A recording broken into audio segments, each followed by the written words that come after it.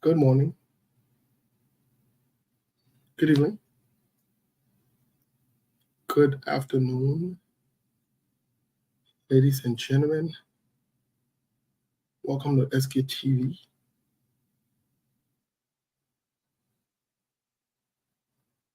Welcome and welcome. Let's share the show.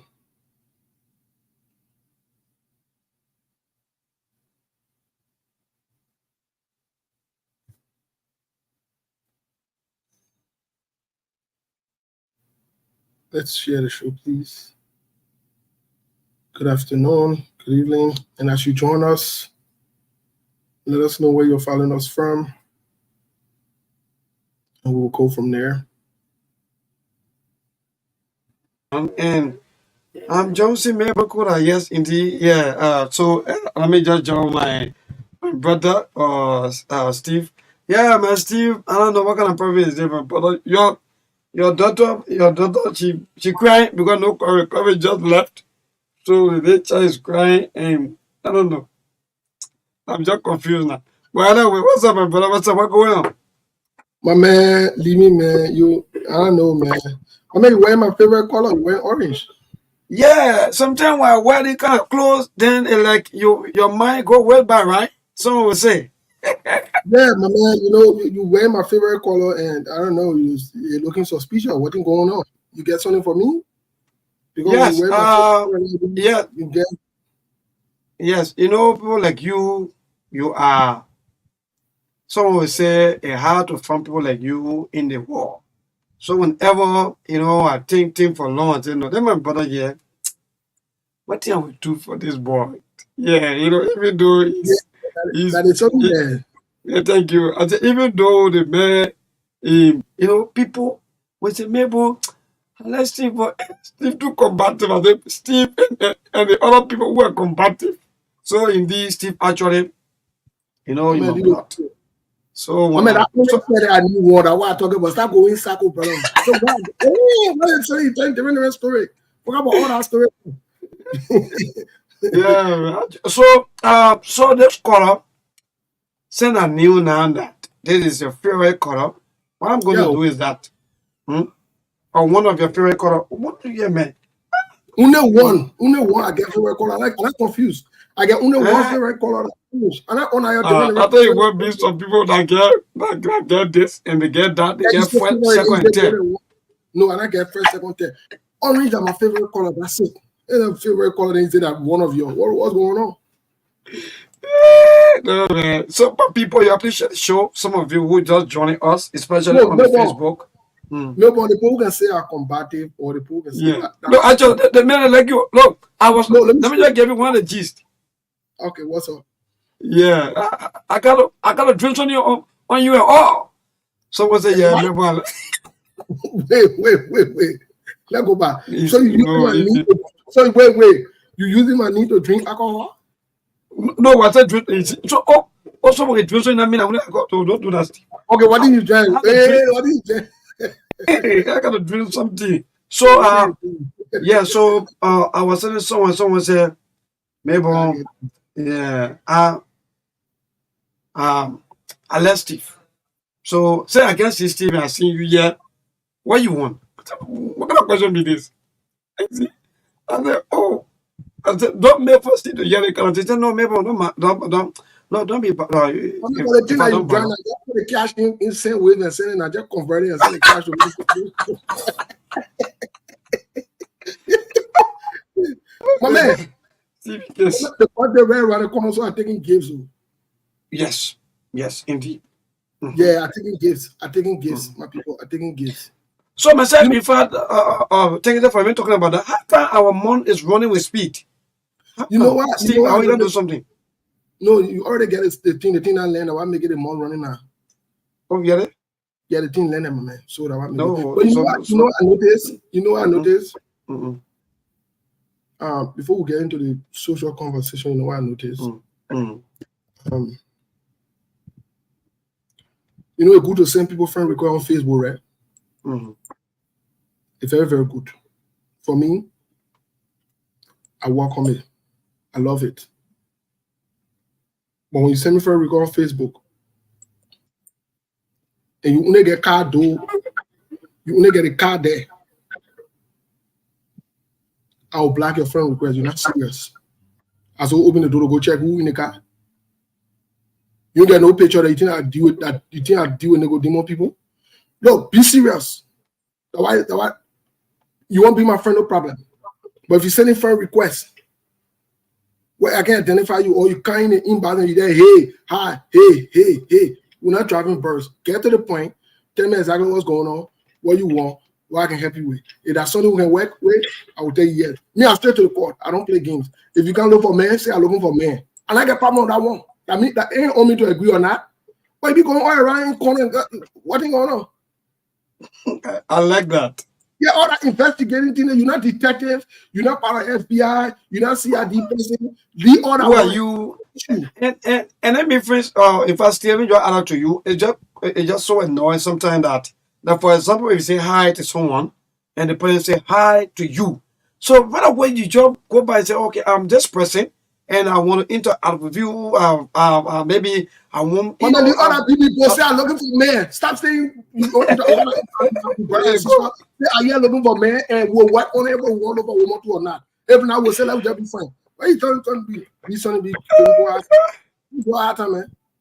Yeah, you kind of in bad and you be talking funny thing. Look, let me tell you something. Just get to the point. In America, you know, we can say cut to the chase. Okay. When men tell you cut to the chase, it means all that extra thing you're talking, they're not interested in it. Get to the main issue.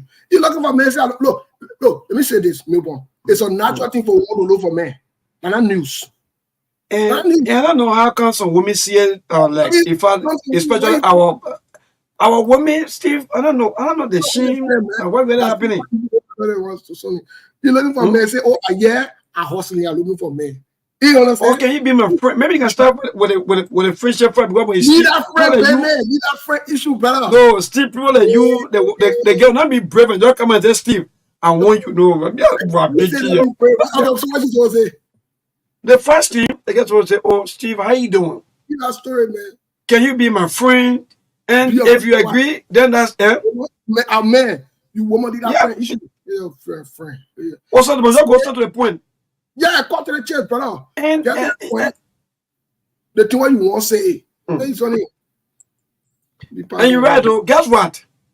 Like, for example, this guy, you know all you want. And all you want is maybe to just have fun time with this guy, right? Then to go straight to the point, if I somebody get to, they will want you to be spending this small dollar, Steve. What kind of question time is that? Just go straight to the point. And say, look, what you want? If you want this? Come. I like that talk. Go straight to the point. Let me ask you, maybe Sebu Kuma will get. Let me ask you because of the problem we're facing. Look at the issue we are having right now. Yeah. You understand? You can't be doing no Sebu Mama put your face on the camera because we want to ask you the social question who get into the politics today. What kind of problem we see with our proposal? Start giving Steve, they can be having interest though, but they'll be acting like when you say hi, how you doing? I'm okay. Okay. Steve, man, you also say you also start that story. What do you can't be? Yeah, start be talking different teenagers. And the one I just talk about is those of them that are using the fake or maybe using some of the images. I think some of you gotta stop. And you know that way I say, that way I know say, that way I know say, let me tell you right now, the way I know say they're not children of God for you. Because if you really reading Bible for you, what the Bible says, ask and it shall be given unto you.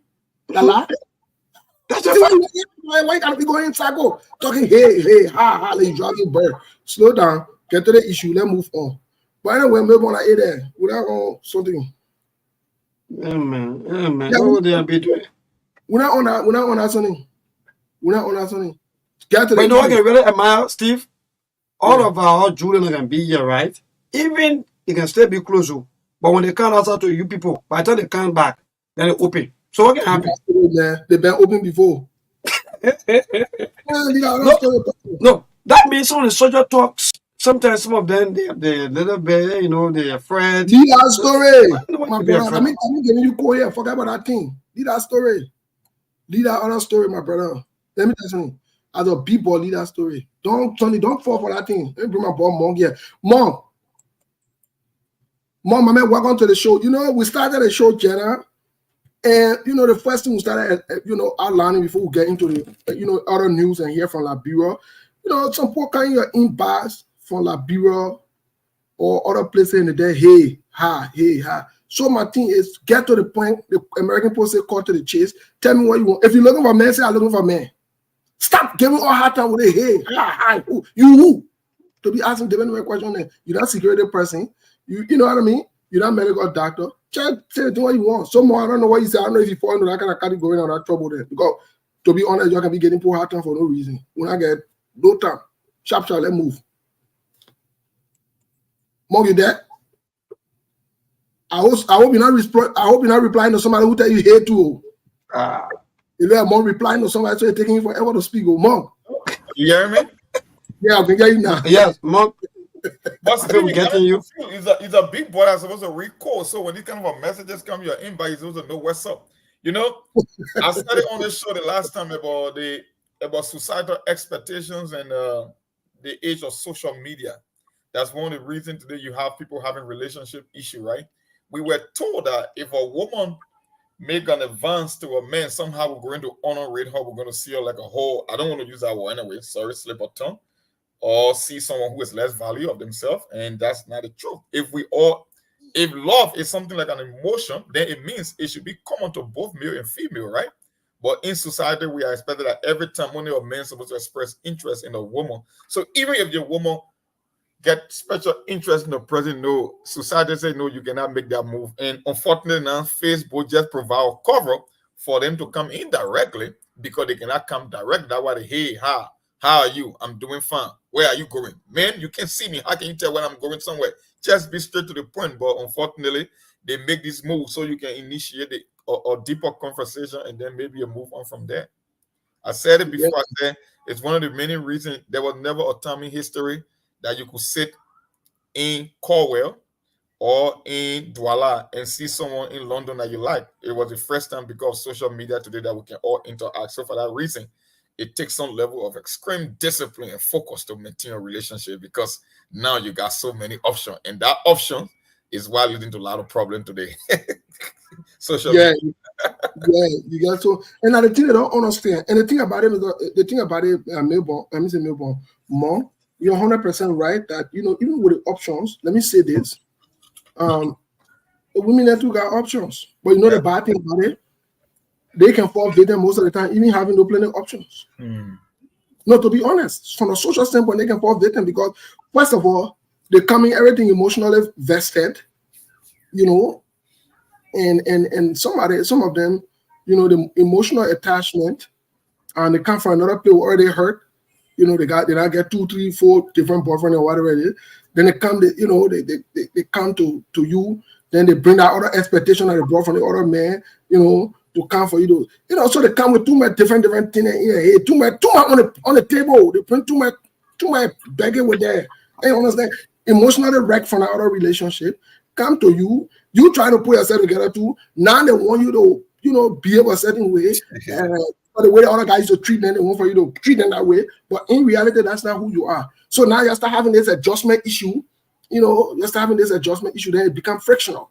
And then they start crying again, emotional issue. Then they start going again, looking for somebody else who will be a support system to them. Get it. One guy who hustling.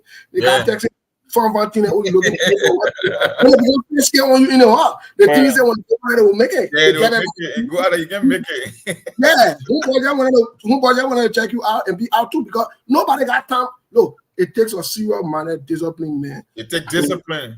Yeah. To what I listened to one relationship and she said, don't get married because of love is an emotion. No. Let somebody today, hate them tomorrow.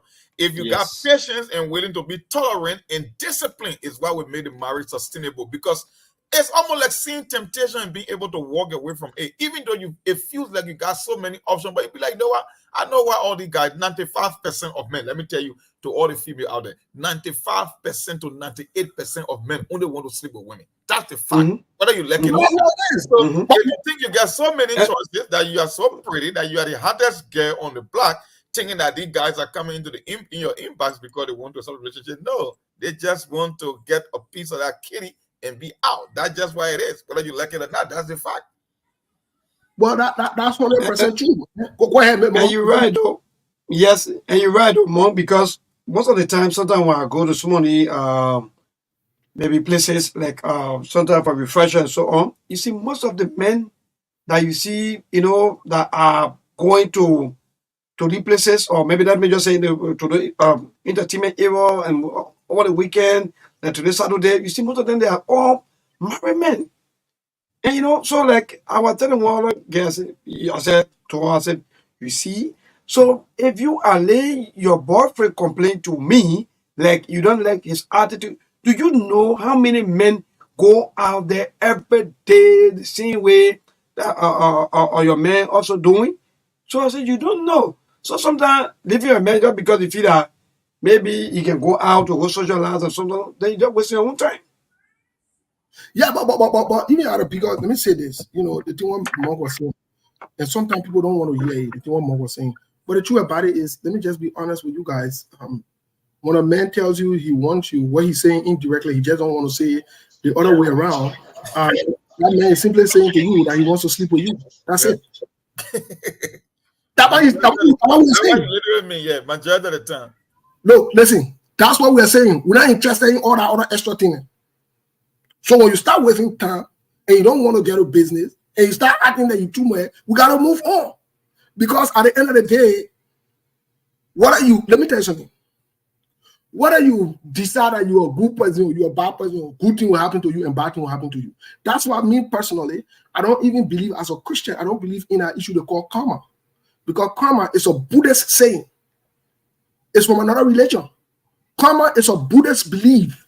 It's not a Christian belief. That somebody tells me, somebody coming up with, I believe in karma and karma can do this. So I asked her one question. I said, did you ever take somebody's husband from them before? She said no. I said, and somebody take your husband? She said, yeah. I said, oh, okay. So that karma, you did something? You deserve it? Oh no, and the thing what you say now it makes sense. I said, no, it not makes sense, yeah. You're just be passing around, throwing words around, karma. Let me tell you something. That life that you living, let me say it to everybody who listening. This life that you living, I will say it again. This life that you living, you don't have to do bad for bad thing to happen to you. And you don't have to do good for good thing to happen to you. I will say it again. If you believe in your karma, that's fine. Run around it, especially if you're a Christian. That means you got two different belief systems anyway. You're Buddhist because karma come from that side. But for you to come and say karma, the karma and the karma, and then they be wasting your time. Karma. But the thing about karma, no, Steve, I will not agree with you on that. Okay. The thing about karma is a universal law. You are giving an outlier. What you are saying, I agree with portion of it that you don't have to be bad for bad thing to happen to you. These are instances that things will happen to you. But when you're talking about the law of karma, then you're talking about the law of cause and effect. That if you keep what they say, how they can call it, they say an eye for an eye, right? Like the Mosaic law, even during the Hebrew day or the Judaism, or kind of Judaism, the same thing, an eye for an eye, or it almost like what you put out in the universe, where you attract. That's what karma is. It don't necessarily mean that just because you never took somebody man, somebody took your man. No, that's not how the karma apply. This thing will happen, but on a universal basis, it's that what you put in is what you get out. That's what karma is. No, not necessarily. I disagree with you on that.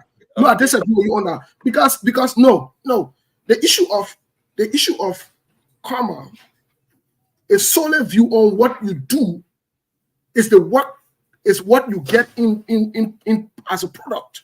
However, the truth of the matter is you don't have to do certain things to get certain reward, and that's just the nature of life. Life in itself is not balanced, and in other words, good thing must happen to you, bad thing must happen to you.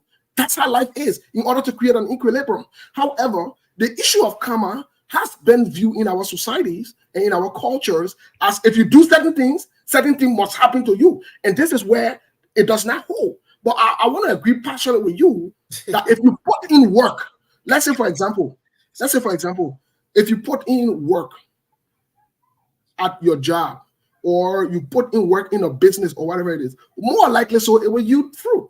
It will, yes. And that's where the biblical aspect comes in and say, whatsoever you sow, so shall you reap. Right? So you believe in the law of attraction? I do believe in the law of attraction. But then you don't believe in the law of karma. How that work? No, I don't believe in the law of karma. Because the law of attraction, no, because the law of attraction, it's not the law of attraction, it's not mutually exclusive to whatever you attract, that whatever will happen to you, or that whatever the product will be. So let's say, for example, if a lady attract losers, more likely so, guess what? The end product will be that loser will unveil himself over time. As compared to karma, you don't have to hurt somebody for other people to hurt you. That's I think then the problem is with your interpretation, because the law of cause and effect, which we call karma for short, is just the complete opposite of the law of attraction. The law of attraction says if you think positive, you attract positive things to your life. If you think negative, you attract negative things in your life. But I can tell you there are some days you can think positive and still the worst thing can happen. So if that's the case, then it will be the same as the law of cause and effect. No, thinking positive from a motivational standpoint, if you want to motivate yourself, and that's why we have all these different quotes and we have all these different inspirations that we wake up in the morning and say, for example, I'm going to have a good day, I'm going to do this. You try to motivate yourself, you try to use this quote to start your day and so forth. Does it necessarily mean that when you go out there, everything will be good, the day will be good? No, not necessarily. So for me, I believe in universal law. The same way you get scientific law that have universal law, they are proven and tested to be the truth, right? The science will tell you, say everything that goes up must come down. But if I were to pour an airplane out there, would suspend the air for hours and travel intercontinentally, right? But if you were to throw a rock in the sky, the rock will fall. So I would not say because the airplane suspended in the air for hours and the rock came down in a few seconds, so the law of gravity does not apply. So everything would never be, and you said it right. No.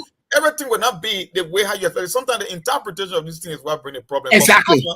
But the law of karma is just this fundamental universal law of cause and effect. That if you don't do this, you cannot get that. And most of the time, these things happen, except for few instances, like the example you give. A woman could be perfect, never take somebody else's man, but there could be a guy in the community who can kind of snatch a man. But that does not negate the fact that the law of cause and effect does not exist. The same with the law of attraction. You can think positive all you want, but someday bad things will happen to you. My man, that's what politics do. That I'll have to agree with. But let's get to other news really quick. Other news, it's reported the finance minister, the current finance minister, they say he thinking about resigning because now so much juju been going on. I saw that thing. I didn't really laugh. I feel like so the finance minister, he's thinking about Buema Kamara. It is alleged that he's thinking about resigning because there's not so much juju going on around him. There's not so much noise. So it looked like the man one legging, but I want you to see it said. And we don't worry about that one. So from what do you consider? That's not fair to be having finance minister position into government, right? Yeah, for men one way that I only want that only men I know about money being in the whole country. Yeah, they say they won't lick the man for his first. Yeah, so, yeah, the one licking not physically because it will bring noise in the town. They will bring a human rights report violation against the government. So they say, oh, licking where they can find out what's going on. And so Buema Kamara it's been reported allegedly that he is not too well, and he looked at him alone. He said the beginning he left, and after one achievement in 90 days or in 100 days, the man won legging. Anyway, that one another issue. When you decide to take government job, it comes with different things. Another thing again, in other news, that one part they're looking funny. There's a CDC looking like they're falling apart. Let us say, they're dismantling somebody or they're disarming them. NPP, the small one out there, they say they come leave, they come go. They want, I don't LDPTP or whatever they need with the plenty P there inside. They say they won't go to. So CDC, as we speak now, the in situation again, as a former ruling party, those are the trending political news right now, at least that we can grasp, but it not easy. My people as we get into other new, but I hear from our men on the ground for what is going on because I see, Monk, I've been watching, I've just been seeing small group there. Someone not get helmet is shouting. So then small they get helmet is shouting too. The other one they get not get helmet all the shouting. Just small group they just yelling all around the place. So let me hear from our men. You know what? Let us start with Grand Gida from the southeast. Then we'll come to around Bon County area. Then we'll move into Monserrato. So let's hear from Sheku. Sheku, so we're discussing social issue. You ran away. So we get into politics at the time you came, but we already understand. We're not get a problem with you, Chief. We know from what we are getting. SKTV can do research. Everybody on the platform will checking behind you. From what we are getting, they want to turn the church over to you. So socially, you're trying to position yourself. So we understand. The day they to turn the chair over to you, will come there, will support you. So Sheku, we're not bringing in social topic again. No more. The reason why Melbourne has not gotten the deacon shape there because he voted too much socially. So he cutting your social activities down to follow your footsteps. So Sheku, my man, what's going on? How's the southeast? How are people on that side of the country, my man? My man, thank God. Everything is okay here by the grace of God. Nobody wants to turn church over to me. Oh, did that story? Yeah. I'm too young for somebody to be calling me daddy. Because you become pastor now. All the fun girl and you will be calling daddy. Daddy. I'm prepared to pray for anybody right now. Yeah. You working on your own salvation, right? For now. That it made me born the deacon in church. I'm an open deacon. I'm a tier deacon. Yeah, I understand. What happened again? What did you get here? How the country politically on that side? What's going on? Nothing for Grand Judah for now. Grand Judah is okay when it comes to the political aspect. No bad news here. Great. Things are on course. Oh wow, what's that? Okay. Things are on course with the county. I'm yet to hear from some of my colleagues from the other southeastern counties, like River G, Maryland, and all the places. So I'm very sure that by Monday I'll be giving you other information. Because like we heard, was that in River G County? Stand to be corrected. The human resource pricing for Ministry of Internal Affairs were asked by the superintendent to bring the staff listing of the Internal Affairs Ministry. And the man went to work, he died on his desk. Yes. Yeah. He went to work, he died. His wife was even calling. His wife was even calling to bring to cancel that they can go to church only to hear that the man died. So it's crazy. They got other things that are really happening in the southeastern counties, but I'm doing my own follow-up on Monday. I will let you guys to know what's unfolding from the southeast when it comes to other issues. But for Grand Judah County for now, everything is okay. Preferably, things might not be okay with people individually, but for the news, nothing bad coming up from Grand Judah now. Okay, thank you so much. Let's hear from Lawrence, my man. Lawrence, what's going on from the other side of the country, around the Bon County area, Nima, and all that region, and what's going on, my man? Coming to Mackie B. Well, we are okay here in Bon County, especially the lower end. It's just that the commissioner some citizens were talking about that they never wanted his president, the commissioner proper now, the man in the commissioner seat. Yeah, we had a ceremony Banga a few days ago. So the man now, he's the proper commissioner, the Babesen on us here. So all the northern men, of course, here, Elaine Che. Nothing bad so much when it comes to the politics here, even though we stay following the issue up to Monday. There's small thing that we're hearing from the community. We stay following it, even the issue about the hairmen. Some of our guys are complaining about it. But still, we following it until Monday. On Monday will be heavily loaded with some news on the show. Okay, so the issue of helmet extended to that side of the country too? Well, yeah, they got some of our brothers who leave from here to go to town to school. So the issue of the helmet is embarrassing that too. If you go on social media now, Steve, people are already making mockery on the issue of helmet. You see some people will wait up. Some people get frying pan. Oh, they are here. So they're making mockery. That easy, brother. Some of our brothers are attending the University of Liberia. So at times they go on main campus. So they're finding it difficult right now when it comes to the issue of the helmet. Right. Okay. That makes perfect sense. Yeah. Milborn, my man. What's going on? Let's get to our capital city, where the biggest happening can happen. What's going on, man? Yeah, so indeed, thank you, Steve. And let me say thanks to my colleagues, President Monk, and our followers. Indeed, thanks to all of you for always indeed follow our show all of the time. So yes, today is Saturday, having to be the 18th of May, and there are so many things happening. Like my colleagues were talking about, something happening in Liberia. So the capital city is always noises immediately after elections, or maybe should we say yes, indeed, after old government and new government coming in. So with the let's start with the motorcyclists. The motorcyclists, they've been coming back to our office, our premises, with their petitions or talking about the restrictions, talking about the Liberia National Police. You should give them time, and the no-go zone have been placed on them. It's seriously embarrassing them. So hopefully on Monday there will be a huge protest, according to them.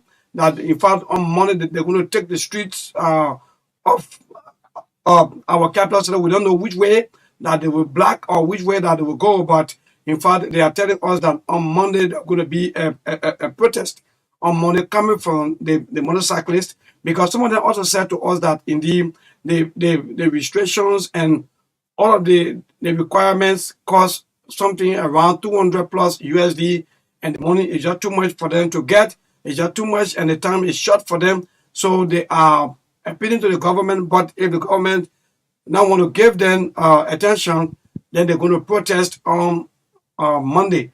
And Honorable Yaka Koruba also, who is also at the end of talking for them, also he's in country, and we saw him also on yesterday, also at red light. So maybe on Monday there'll be a protest coming from the motorcyclists, as we got up from them on today and other yesterday. So this thing that happened this morning at the Jacob Belt, where we saw a community dwellers fighting among themselves for property or for land that caused a lot of damages. People, properties, vehicles were all damaged, or throwing of stones and so on. And calm has been restored by the Liberia National Police. The Liberia National Police were there and they arrested the situations and so on. I think there are other people that have also been arrested, and they are going through investigation as to what happened and the cause of damages that have been made on today. So far so good. These are something happening in Liberia. Steve, Sekou, and President Monk, and our followers and listeners. Well, thank you so much. Wow, it seems to be a lot of things are going on in the country. We also followed the reporting or the story from around the Jogotan Belt there, around the Black China area, where it seemed like situation or something was going on, and it's been an issue. It's been a serious issue. We heard there was tension on there, but the tension has subsided. I think it had to do with the demolition, or the mosque, or someone building, or whatever it is. Or we have not gotten the full story yet, but that was reported to us, and it's unfortunate. But this brings us into our conversation as to what we have on hand now as a nation. The chaos. Every day you wake up, like Monk would say, every day you wake up, you browsing through to see if you got some kind of positive news. You wake up and say, yeah, Liberia, some kind of new investment came to Liberia, or Liberia got a grant of 500 million to boost the Yeah, economy. it's just hard to find something positive about Liberia, no matter where you look. So you don't see those things. And when we talk about the things that are existing, that are happening, then people say, "Oh, you're against the government. You want to force the people against the people. You want to turn the people against the government."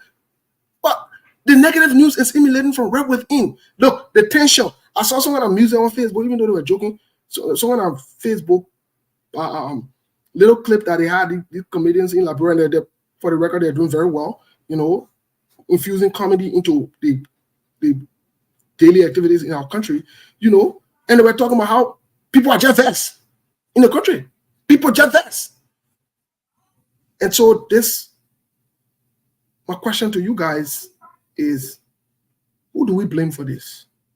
I don't know if Lawrence or Shiku is available. Lawrence, who do you say we blame for this? We'll get with Monk when he gets back. Who do we blame for all of this chaos?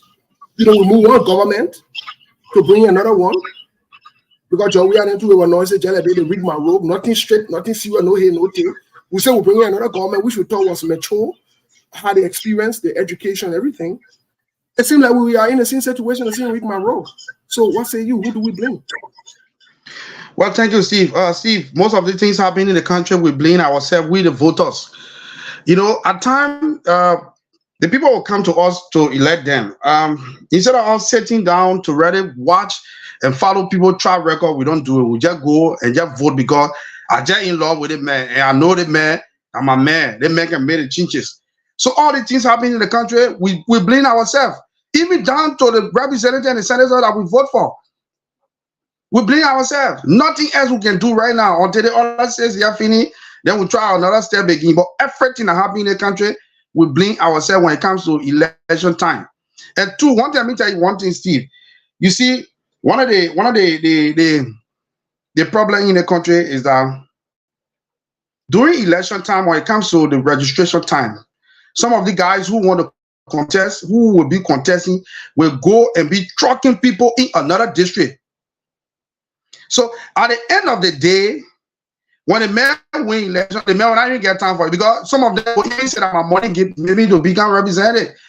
The men are heavily involved into the trucking issue. So if you live in red with your people in the community, no need to truck. You're not even go waste your time to say, your people will vote for you. But the trucking and the issue about the whole country, daybreak, just see some manager talking about ourselves. Manager moving around talking, you know, easy. We blame ourselves because of the decision that we made.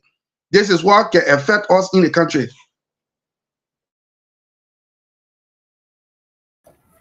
Well, Steve, while the man was assuming that you're still going to be talking. Yes. So let hear from Monk. Let me say Monk. Let hear from Melbourne. Melbourne, what say you? Sorry, guys.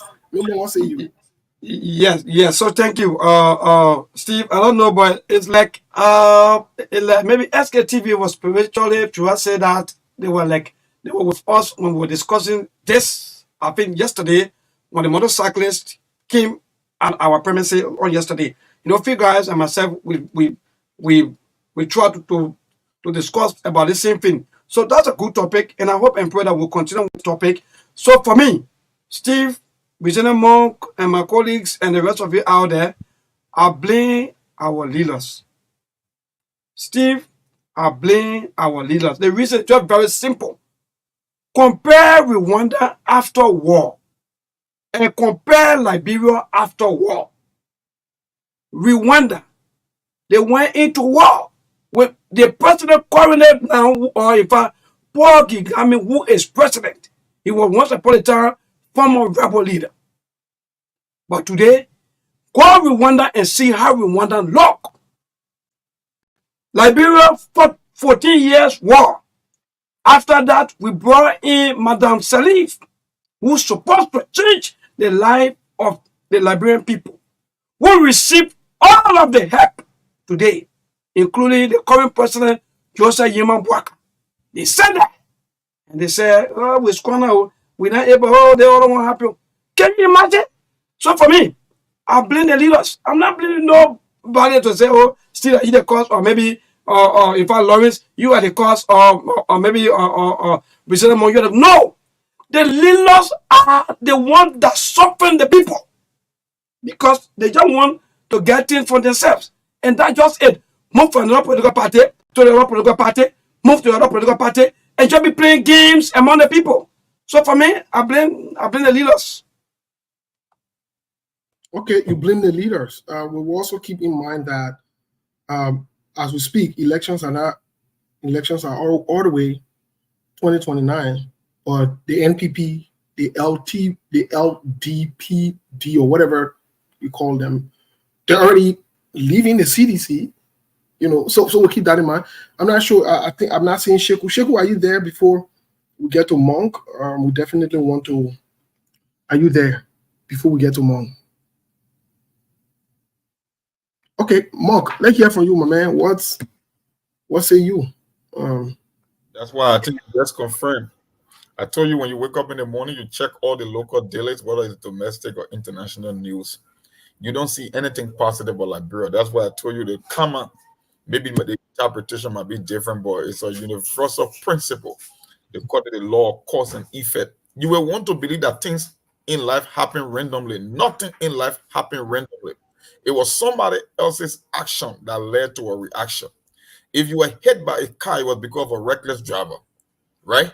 If you are given the wrong prescription because it was medical malpractice, it was a doctor or a nurse that gave you the wrong prescription. So nothing in this world happened out of the blue moon, except you don't know consciously or unconsciously. The reason we don't get positive news about Liberia because we are doing things that are not positive. And other countries are doing things that are positive. And we keep saying it on the show all the time. That's why when you wake up in the morning, you try to do your research. You don't see anything positive about our country. Because the people who set the agenda, the ones that are in leadership, they are not making moves in the positive direction. So it's almost like you are planting mango seeds and you expect to eat pineapple. No, it doesn't work that way. If you are not doing the right thing, you won't get a better result. And the same thing happened in Liberia. Every day is a negative news. Today I wake up, the president said, he doesn't listen to SK3, but I think it's the opposite because we talk about this stuff. There was an article about the misrepresentation. We told him, I'm not aware of what happened in Texas about the whole international conference, the business conference. But we told you that, you guys, that there were things happening at that conference that reiterate some of the points we've been making concerning the whole thing about the mining sector, about investment, mostly ArcelorMittal. Because the Bwaka administration now is going after the Liberian Observer, saying that they misrepresented what the president was trying to say. And you can remember the last time we had this exchange between you and myself about they shutting down of the beer mountain if they can meet their social responsibility. It's the same old thing. Now, the idea about the so-called $5 billion our Unity Party friends were posting on the internet that some investor bringing $5 billion on the Joseph Baka administration. Now, Joseph Baka is saying he needs clarity on the multi-use of railroad stuff. And the ArcelorMittal thing is become a problem because he's saying that they are not meeting their social responsibility. Because Joseph Baka, well, we'll read an article so our audience can get a sense as to why it's happening. It was the only thing that I really focused on this morning when I woke up. And the two things, I think one from the Liberian Observer and the one from the Front Page Africa, but we said it before on the show that whole so-called meeting in Texas was almost overshadowed by the protests in Nema County, the ArcelorMittal deal, and the multi-user railroad license agreement. I think that's where they're coming from. So now, but Mark, if the report, the assertion or the reporting from Melbourne, and what we are hearing too, unconfirmed sources, because it seems like these guys want to do it spontaneously, that there's going to be a protest on Monday. Could this degenerate into something else? Could this be something that maybe the government is not prepared for? Because today, even at Black China, it is reported in Ghana's, it is reported that the police had to run away from it.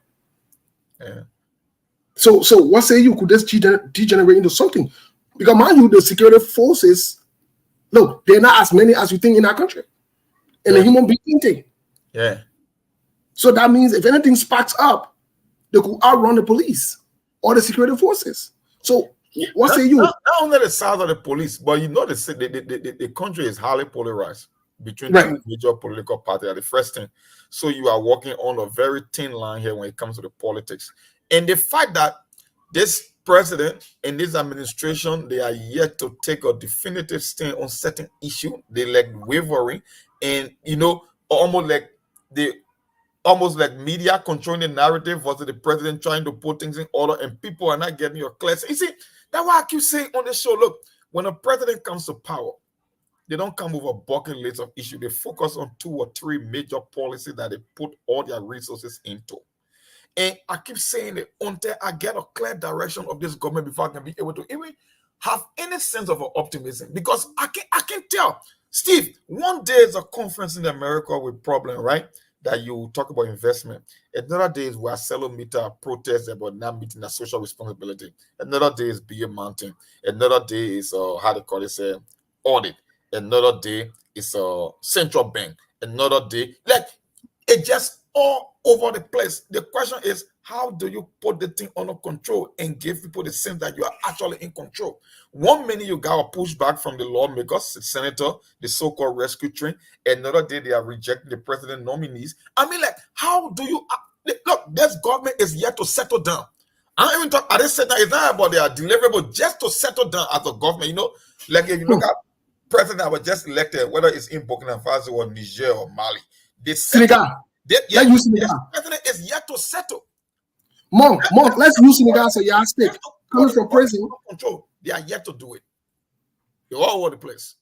So that mean when Sekou used that word the other time to describe the government as unstable, it fits and suits the descriptive word of unstable in this context. But Monk, while you were speaking, and I will bring the other guys into this part of this conversation because we'd like to hear from them. While you were speaking, thinking of the legislature, and we started to talk about it yesterday, and they shouldn't think that we forgot about them today, though. No. You'll be in the news tomorrow again, which is Sunday. Tomorrow by your own prime time. We're doing a competitive analysis of the previous budget and what you put in there. You think without station or without people that can let's just forget it and God will see them and God without God see you station. We're not God see you station because we're on the station. Maybe that Melbourne God call. God not call all. We're not on your God calling business. We're on serious reality. We're on some serious thing. So we'll make sure we get into the issues. But that's a side point. Monk, how do you have people from one branch of government, and we saw it earlier on with when we raised that thing, y'all got mad at us. To even see a senator electing Senator Amara Kone moving around with Joseph Yuma Braga in the United States was conflicting by itself at that time. Senator Yombi Kangalore, we told y'all, when Joseph Braga go into the mosque, stay away. It shows compromise, conflict of interest. If all of these things are not good, you don't do them. You are separate branches of government, operate separately, play your role. Oh no, they cost us. The people can do it, and not the right to do it, and you're not got nothing to say about it. Today here we are, Monk, Milburn, and Lawrence. The issue of even the government. Look at what Sekou Nkrumah said earlier. Just it is alleged that somebody who's working for the government went to the office and just that. Only because they told him to submit the name of employees. Following that, the finance minister allegedly is contemplating on resigning. Yes. Because he's let me look at it from, let me ask you guys, from a global perspective, when you hear the kind of news, when investors wake up in the morning, when serious-minded people wake up, who want to invest and do things, wake up and read these headlines in the newspaper, is there any hope for us? Do you think these things can attract anybody to come to the country? What do you guys say? Let me hear from Melbourne. We'll come to Melbourne. Let's start from you. We'll come to Lawrence because this thing is the everyday thing. Let me see. Okay, yes. So indeed, Steve, I don't know, but you just nailed it. Sometimes these things are just so embarrassing for us as people. Like when you talk on the radio, sometimes some of the callers or some of the people that maybe they give you scratch cattle or that feel that maybe they love the people they call and say what they want to say sometimes. But again, Steve, look, nothing we will get, my brother. Because the first thing is you don't even have anything strict. Number one, you don't your rule of law is not even strict. You don't even have stable electricity. You don't even have water. Everything about you is like, in fact, you are still, I don't know, should I say, still living in the wartime. So our lawmakers who who's supposed to be thinking about how this thing can be put into place, they are the one down it and want it, bringing names, at the same time submitting, at the same time vetting. So I just it's like people just be confused about the people system is not how we want for system to work. Because, like, for example, if you, Steve, you are vetting, you are bringing names, you are confirming, then who do we go to when there's problem? So for me, I see everything like we just living like, because we are country and we have to live and we have to survive. But on a very serious note, there's no good governance that work the way we seeing things are working. Okay, thank you. Let's hear from Lawrence, and then we'll probably hear from Shiku. I'm not sure if he's been followed. I know he was busy in the background taking care of some stuff. Yeah, Shiku. Not Shiku. What say you? Steve, with this kind of news from the country, no serious-minded person can be happy to come and do business, because everybody here now is afraid. Especially you wake up in the morning, as you were saying, you go on the social media, you go on some of the platform, you're not hear anything good. Bad thing is happening. So for investors to be happy to come in the country to invest their money, they will be afraid. Very, very afraid. So the country, we're quite living there, my brother, living there. Okay, thank you. Sheku Kruma, I'm not sure if you are following, so that you can respond to the questions that were asked, to give you the opportunity or to contribute. What say you? With all the negative news, the country seems like it's on, I don't want to use the word on edge, but it seems like it's on edge. Like you said earlier, reporting that someone from a county goes to work, then the finance minister is saying, that he wants to resign, because another thing again, also they threaten of protests from the motorcyclists on Monday. All these things that appear very conflicting, complex, and chaotic. Where are we, and who's to blame on this? Steve, the government under the Unity Party, or the presidency under this government under the presidency of Joseph Numa Boakai will have to be very strong.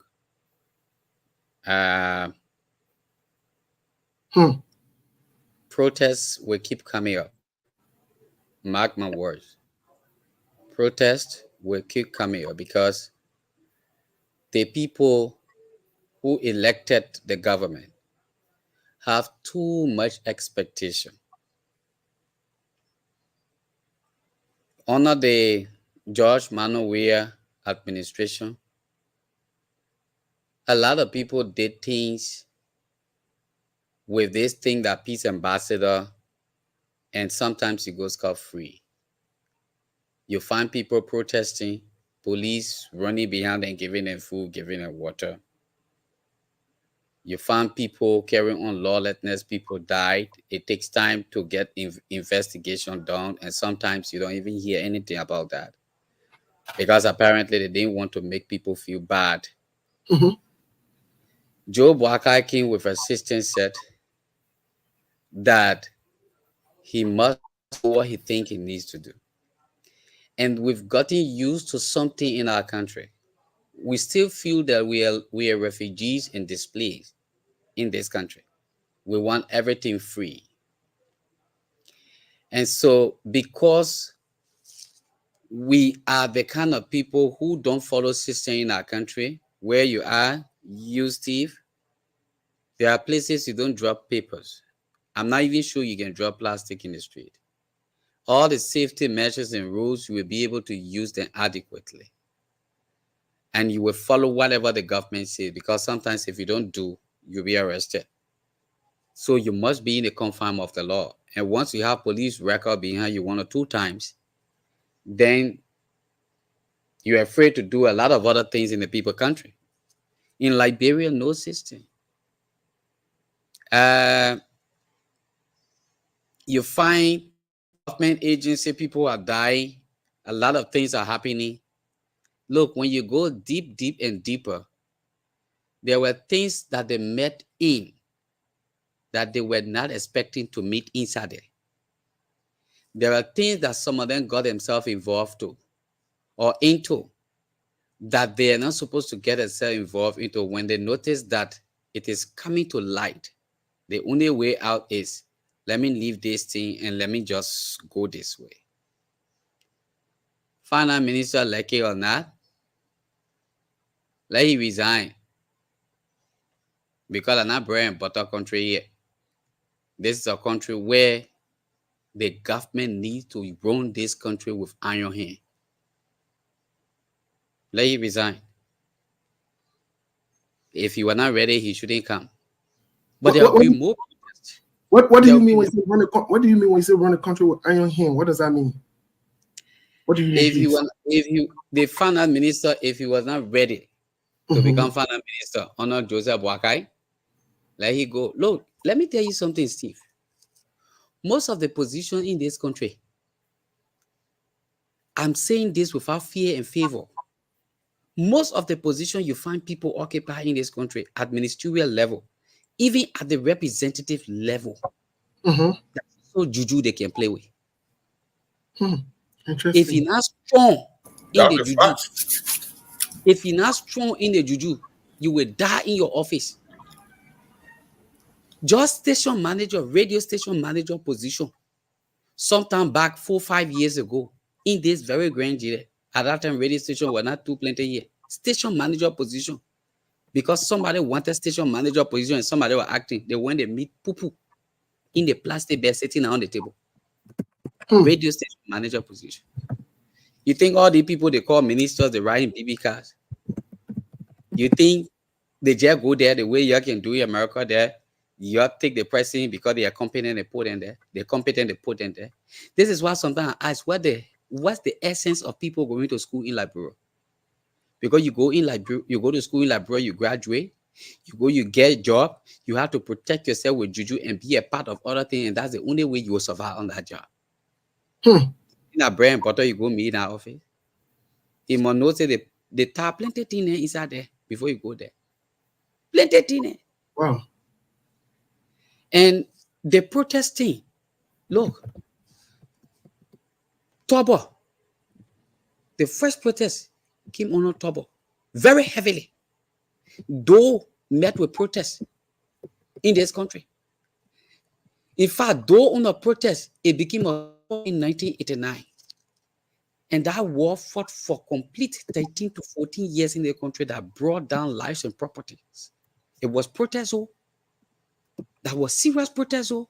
Ellen Johnson Sirleaf, she bracketed with a lot of mass protests in this country to the point, seditious, they took painting and put it on a stick. They put blood on it. They pass it around with it, disgracing women. When CDC took over, you saw the protest. Now, this small protest you see, don't just feel that motorcyclists opposition bloc, not only the CDCs, opposition bloc, they are sitting down and waiting for just small group to wake up. They will infuse money, they will pump money into the groups. Steve and others on the show. Small things that people can just be done with. That thing will go to the extent, if care is not taken, people will lose their life. I am not prepared to lose my life because nobody is going to ask me to go in the street to protest. I'm not even crazy. No way. I'm not prepared. So this government needs to tighten their belt and see how best they can sit on the round table with even some of the opposition leaders. They shouldn't come and say we will do it on our own right now. Okay. To be successful in this, they need to call people like Ellis Kumi. They need to call people like George Weah. They need to call people like Simon Freeman. They need to call these people and say, look, this is a government of everybody. What can we do and how can we go about it? If they don't do what they call this inclusion of government, bring people together and let them share ideas to work together, the government will not succeed. Thank you, But that's Chief. my Thank you. Mark, let's hear from you, and then we'll do the last segment. We'll try to open the lines early today to get reactions as to. Let's hear from you, Mark. Since Seku's been on the show, I've never agreed with him more on anything than today. And everything he just said is a cold hard truth in our society. That's why we'll come on the show. We say we won't play partisan politics here. It all depends who wants to listen. When you come from a hard-fought election where the country is evenly split, you know that you was not given a mandate. I think it was less than 25 or 30,000 votes that separated Joseph Boakai from George Weah. And there were moves that were being made that were cautioned on the show that the Joseph Boakai administration were listening to. And Sekou said it right. There is no need going to school because the system will get, look, whether you like it or not, you can sugarcoat it all you want. Liberia is a failed state. If you existed for more than 176 years, it cannot even get a basic thing under control. It means you are a failed state. Let's forget about the futuristic aspect, whether you want to improve the infrastructure, the economy. The littlest things, we can get it done. Whether that's just basic sanitation, people getting their salaries on time. Just simple things, we cannot get it done. And here's the thing. Some people will say, oh, you guys speak negative. I like, look, no major investor will listen to SKT and say, oh, just because why Milburn or Cyrus is saying or Sekou is saying, no. There are moves that you will make that will discourage investors. As much, they can call protest like a double-edged sword. They'll tell you, say, oh, you are exercising your constitutional right. It's okay to protest. But from a business standpoint, protest is a liability. Because in any country that you have continuous protest, it means that you are not stable politically, and business people don't invest money to places that are not politically stable. Let me give you a typical example. 2009, Barack Obama addressed the Ghanaian parliament when he made his first sub-Saharan visit after becoming president. The one thing he said about Ghana, he said they were the only African state that for the past 30 years with no economic or political instability. From the day Barack Obama made that statement, what happened in Ghana? People started pushing money to Ghana, and Ghana have never looked back. The reason being, don't forget to also that the party now, the other major parties in opposition, they led the largest amount of protests in the history of Liberia. And what Sekou was saying is the truth. Every little protest will be politicized. It will be weaponized because the country is already evenly divided. So you would think that, oh, it's just the AFL widows or the regular pimping driver. No, there are people that instigating it behind the scene because they think, like I said, it's almost like a classical. Two major political parties juggling for power, and the same thing keep happening to people in government. Look, my brother, Steve, let me give you a typical example. You got to understand our people and you got to understand the society, how it works. We don't have a private sector in Liberia or thriving private sector. Everybody depends on that one government for job. That's why you see the people who educated, who's supposed to know who and why to vote. They vote certain individual because it increased the prospect of getting a job. Let me give you one example. If you will wait for 6 years because there is no prospect of a public sector job, if you will wait 6 years for your guy to win before you can get a job, trust me, if you got win, what are you going to do? You'll become a criminal. You will have to steal. Take, for instance, CDC. CDC waited for 12 years on Madam Selmy just to get state power. That why when they gave them state power, it almost like you just push a kid into a candy store. They started stealing from day one because that's the only alternative in the country. That's why we keep telling your voter, if you don't make better decisions, your decision will always come back to haunt you. Because now everybody wants a government job. So they're even going on to the voodoo side, and this thing is not common, it's not new. People, look, one of my home bosses, somebody lawmaker got living chicken in their offices. Juju, real living chicken in a lawmaker office. It's not a small warfare. Because they know that if you cannot attack me physically, Africa is a traditional society. You will come after me so many ways. That's just a reality. So the Burma Camara incident, how they call it, these things, they are not common. They've been happening. And let me, just before I can close, let me give you the instance, right? 2 things been happening until the Boakai administration. Papa, you won the election. You are given your 6-year mandate. Listen to SKTV. And Sekou can tell you, say, you must listen to SKTV. Look, The Civil Service Agency, when that first commotion came out, that they were trying to get rid of 40,000 government employees in the name of integrating the payroll system, we flag it on the show. The second thing we flag on the show was the tenure position. There are laws, constitutional law that back this tenure position. You cannot come and kick people out. Look, even though we're not in the political aspect, but Joseph Nyema Boaga himself and his team, they are digging grave for themselves based on the move they are making. Look, they say the bamboo won't cry, then you go beat it. These people are already polarized. They are already mad. You took power from them. Why make you think if you take the wrong step, they will say, but no, they will weaponize the protest and they will take every advantage of it. And that's the reality. Like I said, since Sekou been on the show, I have never agreed with him 100% everything. He just said everything. He just put it like in a nutshell. He just summarized it in a very easy way for anybody to understand. And that's the reality. That's how we are living. Thank you, Mark. I want to ask this other question so that we can react to it and get to the lines. We'll open it a little early today to be able to I want to ask the last question. Is there a pattern here? And Sekou, welcome to the show. How are you, Mr. Kane? I'm doing good, thank you. Yeah, good to see you. Good to see you guys, man. I've been following. Yes. I've been listening. Okay, wonderful. So let me ask this question. Is there a pattern here? And has the Unity Party led government, Joseph Boaga, set himself up for this?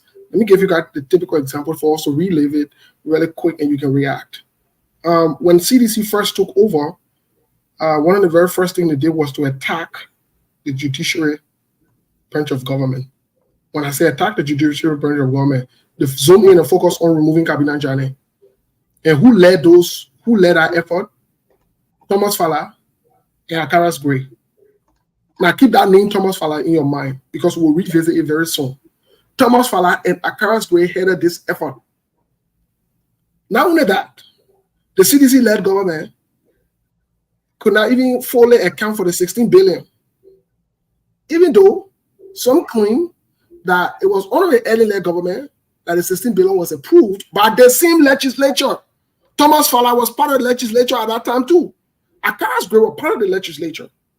Fast forward, there was the very first protest of the 16 billion from the Liberian people after the elections. President George Weah refused to declare access to the Liberian people. He started building condominiums for himself. And at the same thing, now let's look at Joseph Boaga quickly. Joseph Boaga takes over.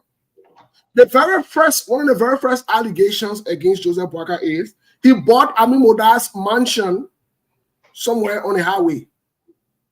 Following that, he nominated Ami Moda strictly. But not only that, Joseph Boaga takes over. The issue of how much money he spent that time on the road there to give the people where he got the money from the rice, they can't account for it up until today. His own inauguration, the budget, the investigation should have gone on up until now. We haven't heard anything about it. But let's look at Thomas Fala again. Thomas Fala has resurfaced. Thomas Fala has resurfaced again. Remember what we read here yesterday? The project and the money that was put in the legislature, who's going to supervise it? Thomas Fala. This thing, Thomas Fala, he didn't come out again. My question to you guys is this.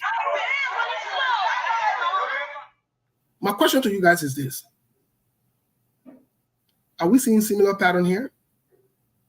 Is there something that we don't know that each government that comes from Joe Wiata to Boaga today, they seem that they're just repeating the same pattern? Let's have reactions really quick. And this one, let me start out with Sekou Kane because Sekou just coming on the show. So let's give him an opportunity to react. Mr. Kane, welcome to the show. Yeah, but last night we were together though. They tied and they found one thing. Why you can't say let go inside? You always keep me downstairs. Yeah. Why you follow me upstairs? So follow me no, the mega thing. You want me follow Sekou upstairs for what? No, Monk. You know when we were living to the other horse here before he moved to the bigger horse, he got it a few times. Look. I used to go in the closet there and check, something in there, they're there. So I can look at it, I can something it. But since we move, speaking of it tonight, when we get to the house, I will go upstairs tonight because you've been doing injustice. Yeah. But if you go upstairs, that means you do justice to the other guys to maybe don't have the opportunity to go upstairs. I will take picture and send it to them. I will take picture and send it to them. They will get. Yeah, while I'm upstairs, they can, you know, that's something. Okay, no problem. First of all, I want to say thank you to you guys, you know, for always, you know, keeping this the show alive. You know, I was really enjoying the show, you know, as always. But I, you know, I just needed to come to be a part of the, you know, conversation. It's very intriguing. I've been enjoying the conversation, especially when Siku was talking about the whole juju and the protesting and all the thing going on in the country. Joseph Boaga government, they started on a very, you know, bad footing, and we hope that they will, you know, see reason to somehow go back to the drawing table and re-strategize as to how they can start working for the Liberian people, thereby incorporating other people, you know, into the governing system. It doesn't mean you take somebody, make them to lead or to tell you what to do and how to govern, but to incorporate other people so they can feel part of the system. You know, Liberia government is the highest employer. Like nobody works in Liberia. You know, if you look at the ratio, we don't have a lot of private sector jobs. So everybody kind of depend on the government for survival. Almost every family. So the idea where when one party takes over and then they go ahead and just fire everybody or all the key players in government, that's not how government system is supposed to be like. That is because of the same failure of the past to include Joseph Nima Boaga, Ellen Johnson Sirleaf, and all the past leadership in Liberia. There's no system, Steve. For example, government officials work and operate on their private equipments. In fact, you saw the other day, few days after the election, one of the assistant ministers went ahead and started, you know, looting or demolishing the office because he said he bought the stuff and put it in there. That means that government was very irresponsible. Why would you allow individuals to buy stuff to equip the office without paying them back, and when they're ready, anytime they can take it? So it's supposed to be like government having a system. And I'm just confused why these things are not happening in Liberia when most of the people work in the Western world. They know exactly how things work, but then they do different things in Liberia. For example, here and in any good country, you have a system for the government. The Minister of Information, for example, the computer they're using belongs to the government. The email they can have, not Yahoo or not Gmail, whatever. No. You have professional email. If there's an organization, it will be like .org. If there's government, it will be like .gov. It belongs to the government. All the government transaction goes through there. So even when you are not there, you got no way of changing anything because it's not yours. Right. You cannot transact anything on behalf of the government through your personal email. Same thing, phone. When you are in the office there, you transaction, you do it under government with government equipment. And everything is supervised. So you can't do any kind of fake thing or corruption. You'll be caught in a split second. So when you're living, that's why for the most part, even Donald Trump had problem leaving power after being defeated. But he had no way of controlling anything because he's not the government. The president leads the government, but the government is the infrastructure put in place to run a country. You only have people appointed to spearhead those agencies within the government. So Liberia is supposed to be like that. So for example, if Joseph Boakai wins the election and taking over, you don't have to fire everybody at the same time, because the system will continue to work regardless of who is there. You don't have to worry about anything. There are people, some people don't know that. There are people in certain position here, those are turning position in America here. You can be removed from there no matter what. And those people participate heavily in the transitional process in America here. So when like that, somebody complaining, they're doing that, they will just follow the law. Whatever the law says, if it goes to the court, they follow the court decision. Whatever the law says, that's what they will follow. They will do the right thing. They will follow the system.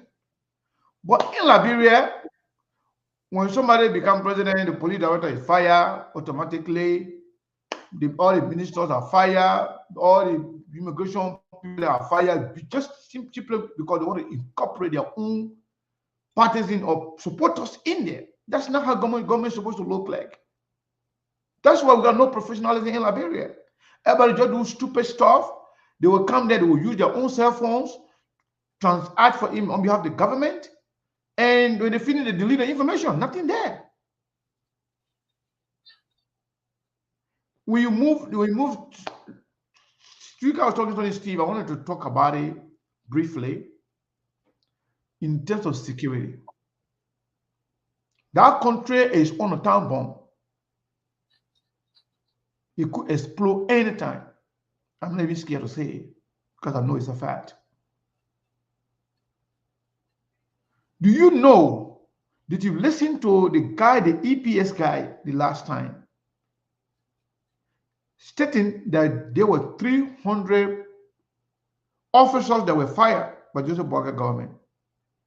And he's saying that all of them had their arm and ammunition and ready. If that's not security matter, then you tell me what that is. What kind of investor will here looking at it and go to the country? EPS officer, people that executive mansion protective security people, they are the one telling you, say, we were fired, we got arm and ammunition and ready to take action. EPS officer, 300 of them, he says. You're looking at the airfield, they are not happy. They got a lot of different issues, putting their wives, barricading the country in every angle. No movement. You have the police who are not happy because they're not getting paid. They're not getting paid enough. You have Prince Johnson and other people telling you that they are having periodic meeting, planning how to stand up against you when you try to implement War and Economic Crimes Code. It's like everybody is going head-to-scatter. The country is heading downward. The country is now moving forward. Everybody is suffering. And the people in the country, even the market women that voted for Joseph Boakai, they are complaining now that things are difficult for them. Gas price is not going down. Rice price is not going down. At the end of the day, you have everything going against you. It's going to be hard for Joseph Boakai government to survive under this kind of atmosphere, because what happened? You create a lot of enemy for yourself, and the situation is not good. So people will only be there to pour fire inside instead of making it easy for you, because you created more enemy for yourself, going against people that didn't support you, not because they did anything or they committed any crime. They were doing their job. They were not accused of any wrongdoing, but you went there, you want to remove them simply because you want to give job to your people that supported you. So you create the avenue for everybody to be your enemy, and then any little thing spark, people will take out of proportion. And we're going to be going round in the cycle. But Joseph Boakai will be, it could be worse than George Weah. The reason is very simple. Joseph Boakai don't know what's going on. People who are running the government for him, they don't know what's going on, and they care less about Joseph Boakai and the government. They are looking at Joseph Boakai must spoil everything, so Jeremiah Kum, in fact, will not even have chance. to say this is our government to run for anything. At the end of the day, Joseph Boakai government will be destroyed from within. They're looking at SKTV and other people there, but we being critical of the government, seeing us as enemy. Their real enemy are the people that are running the government for them, because they want to set them up for failure. And at the end of the day, they will use them to be ascended to the highest position. Thank you, Mr. Yeah, just before you go on the point, I want to make my announcement because we get our benchmark for our Friday quotas and that we never made yesterday. So I think we're left with we're about 9, right? 9 more left, right? To hit the 30, right?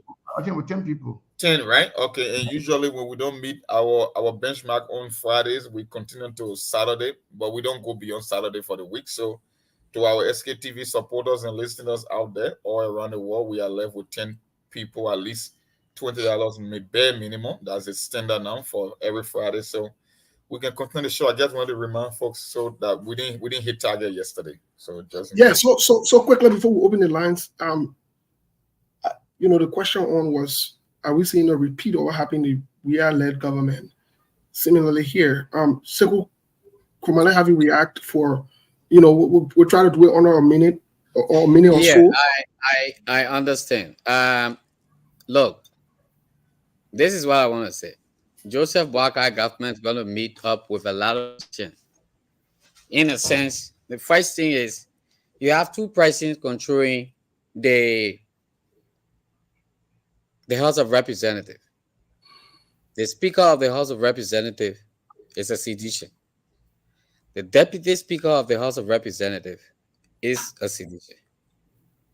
Now, if you go into that house, you will find out that most of the people who won elections, they are sedition, and some of them who are independent candidates, they also came from the background of CDC, but because they could not run on the CDC ticket, they had to go as independent candidate and they won the election. Don't forget, they are pro-sedition.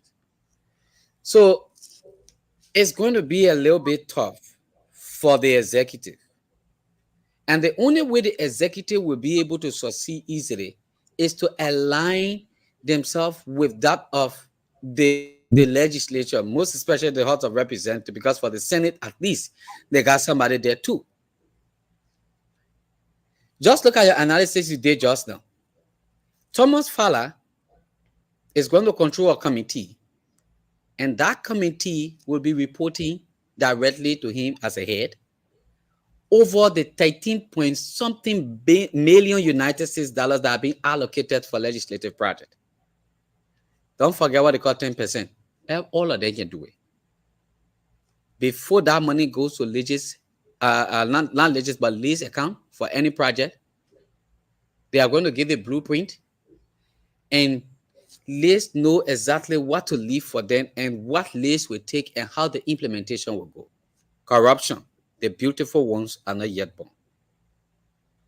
So they are going to meet with serious, very serious, situation. To speak, there are calls to almost every single independent candidate every day and night, Sekou, as we speak, for them to win them over to the CDC. What can they do for those independent candidates to be won over to the CDC? That is why up to now, you have not seen some of them going over to declare their support or their interest in any political party, because on the ground, money is being played, some kind of thing is being played, that besides what they are getting at the national legislature, they are also getting something at the party level to get them over. The game is going to be crazy, and the executive need to wake up and listen to various platforms. If they overlook these platforms from the social media, from the radio, and feel that they are enemy and they are target to them, the only way they will be successful in some of their quests is to listen to these people that are acting right now as they're being unfolded by, us on this kind of platform. So wake up. Chief, just a second. I just want to respectfully disagree with Sekou Kruma. CDC has nothing to do with Joseph Boakai failure if he fails, especially those in the legislature. Those who are running Joseph Boakai government are not seditions. Those are people from the rescue team, from the rescue mission. the likes of Nyomli Kanga Lawrence, Darrell Tilong, Prince Moi, and James Barney are the ones that run the Joseph Boakai government. Sedition had nothing to do with the appointment Joseph Boakai made. Sedition had nothing to do with how those names were, scratched off, names that were added, how appointments were made. And in fact, the committee that Joseph Boakai sat, put together, established to do the vetting for him, they were not Sedition. All the people then that went to even go and remove people from tenure position are not Sedition. So Joseph Boakai is being undermined by Joseph Boakai himself and his own people. This got nothing to do with CDC. The other part will agree with you. When protests happen, everybody, whether CDC from any other part of the opposition bloc, they will love to be a part of it. They will intensify it. They will sponsor it. We don't want to see your enemy falling. In Liberia, people see themselves as enemies in politics. They don't see themselves as partners or opponents. They see each other as enemy, and everyone wants to see their enemy falling. Thank you. Let's hear from Monk really quick. Monk, let's hear from you quickly before we transition here. Before I respond to the question, I want to thank our brother, Mr. Jeremiah Collet, our syndicate there, correspondent from Mississippi Street in Mississippi Street, Sano County, Greenville. He always on last because he captured that whole screen like every day. Once SKTV is on, he makes sure the people are being informed. Let me tell you, Steve, just the question. It's just a repeat. We are on a hamster wheel in Liberia. I told people that this tit for tat between CDC and Unity Party is bad for Liberia because it seems like they are mostly interested in getting at each other than even succeeding when it comes to governance. You see, it was the same mistake, misstep when the CDC government came to power. When the COP, it was at the same time, June 7th, don't forget, Save the State protest.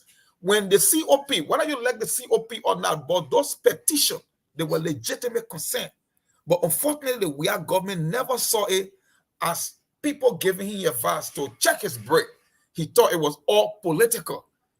And that what brought it down for 6 years later. Because if we had implemented just half of that 14 bullet point within the COP petition, he would have been re-elected today. But for him, he didn't see it that way. It's the very same thing. Let me give you a typical example.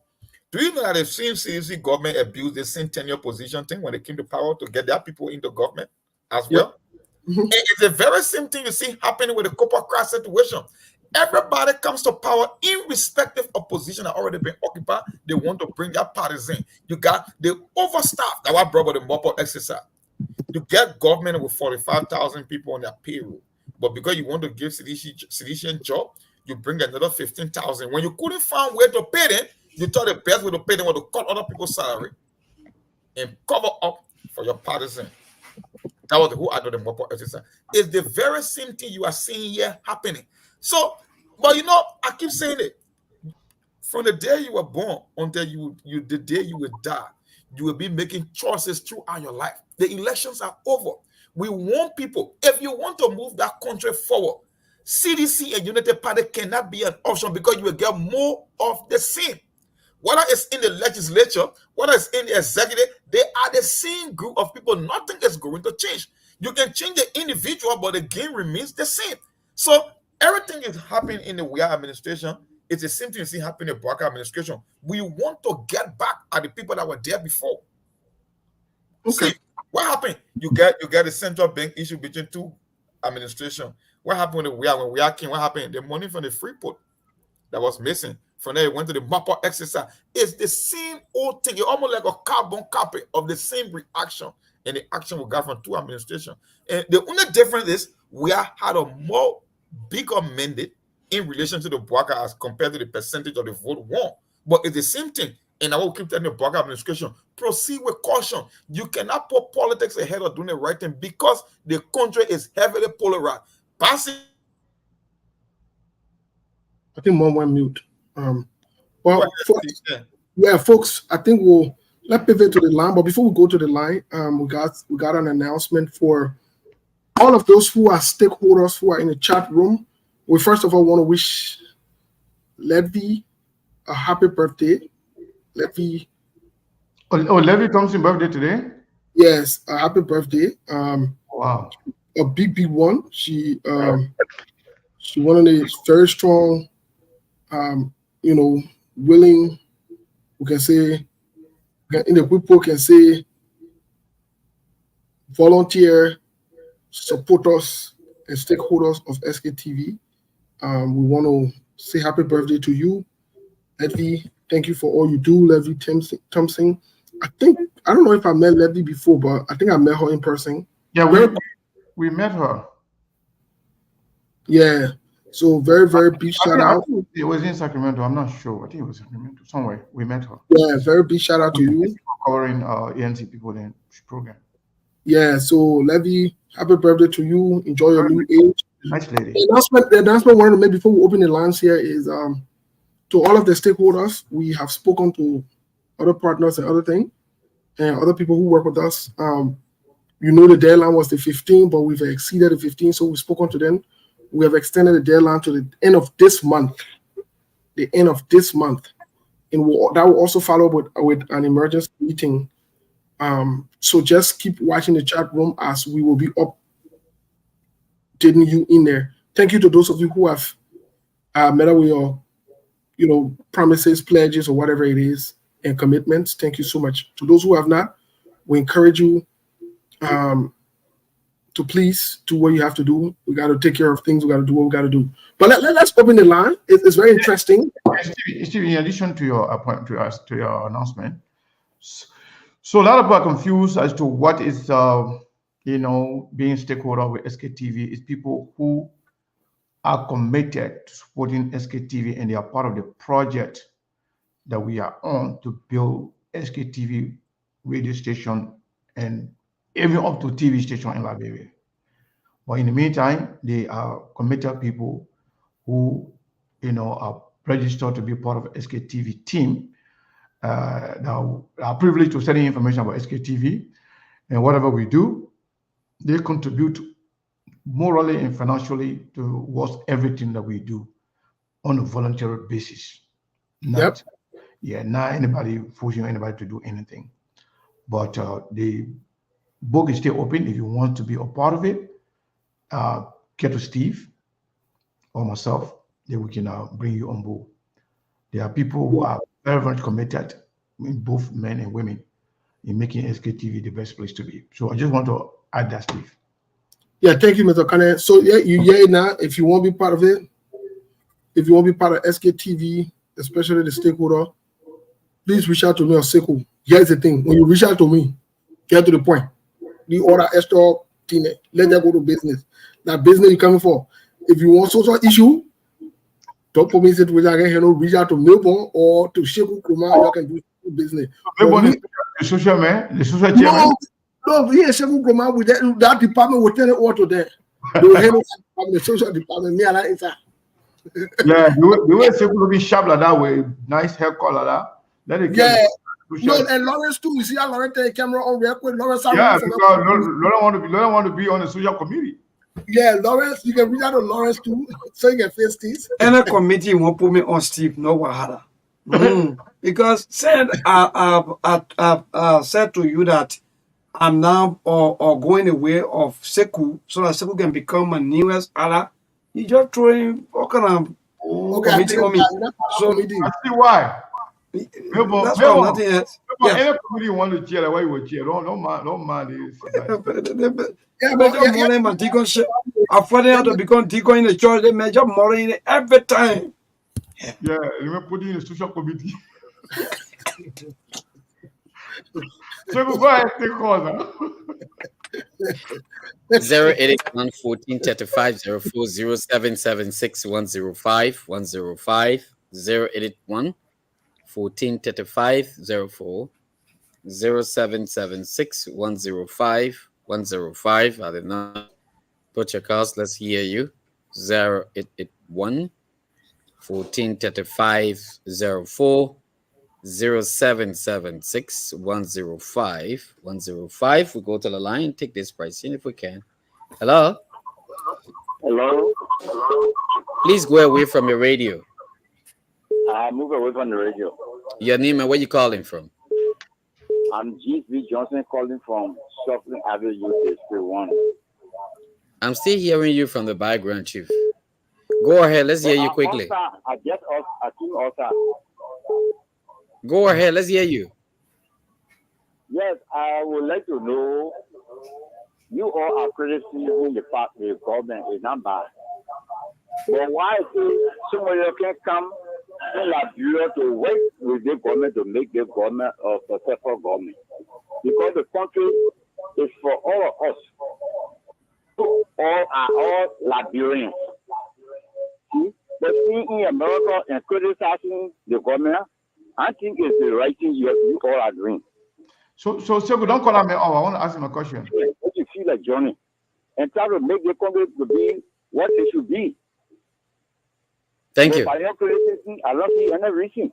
Thank you, Chief. Thank you so much. Yeah, Segu, don't keep the man. I want to ask him a question. If He will not hear you right now. He will not hear me? Because I wanted to ask him. I wanted to ask him. Yeah, we can ask him, maybe the guy's listening. People don't just go home like that and start working for government. That's not how it works. They have to call you, Chief. Thank you. To come and help them to do something. Yeah. Hello, name where you calling from? Go ahead, Sekou. I don't want to help him understand. Your name, where you call from? Yeah, Charles Cooper. I call from Calfi. Charles, you are very low. Charles, talking to your girlfriend. I call from Calfi Duboro. Let's hear you. Yeah, firstly, let me say thank you to the studio discussions. I think one way or the other, we are all helping to pull that on the right trajectory. But for me, I think our problem is what I call systemic mindset problem. We might change president after president in the name of getting positive change, but yet we are far in reaching such direction because we are always change president in this country for in the name of positive change. But then, whenever we change one government to another government, these same devices or vices, these same vices continue to repeat. So sometimes you want to get frustrated, but then again, you are hopeful because we cannot give on our country. We might keep talking and not only talking, but also trying to take the action to change our country. Thank you. But somehow we are not yet planned to start talking to the Baga-led government, even though we're from the ANC, but we want to give him ample time to see is he really in the right mind to take the country to the right direction. Thank you so much. Let's take another person. Hello. Hello. Your name, where you calling from?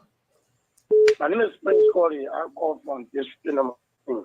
Is that a way we can reduce down the noise of that incoming call? Boom, boom, they can overshadow. Boom, boom. Oh, the call we think I will have to do that later. Yeah, go ahead. Let's hear you.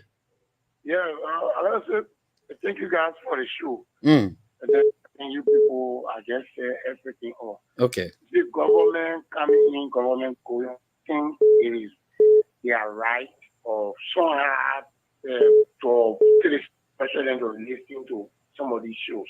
Because you see, honestly, I don't know what type of system do our people run here in Liberia. Because some of you on the show, when you're saying the right thing, you look at you as enemy. So that's what can bring the downfall of government. It happened to the real government. And this is a sinful step. I call it critical forces like you. People will sit at the top. Instead of people with the president, they're looking for a job, but I'm sure what they're looking for. And you guys are in the control. You are hearing what they can hear. They are not in the community. And you people are hearing them, they are not hearing them. So most of the time, it is playing from here to listen to some of these shows and at least accept some of the recommendations you guys are making on the show. It's very important. And definitely, I don't think Waka government is very ready to listen because just doing things the way it's not supposed to be. You want an election that will heavily fought by the person that you want. Scream marching. Then you come and start putting people that you don't want to listen to. And they're bad. You come, you want to go one to the Supreme Court say, oh, okay. Do that. Yeah, but these people, you are wrongfully taking them from the job. Thank you, Chief. Come on, put charge on it and remove them. So we want want to defend you. You see the phone saying that why look what and I said to defend you. Thank you so much. Yeah, thank you, but Let's take another pricing. Hello. Yeah, my brother, good evening. It's me, Roger Matalia, calling from the Golden Pulpit, this evening.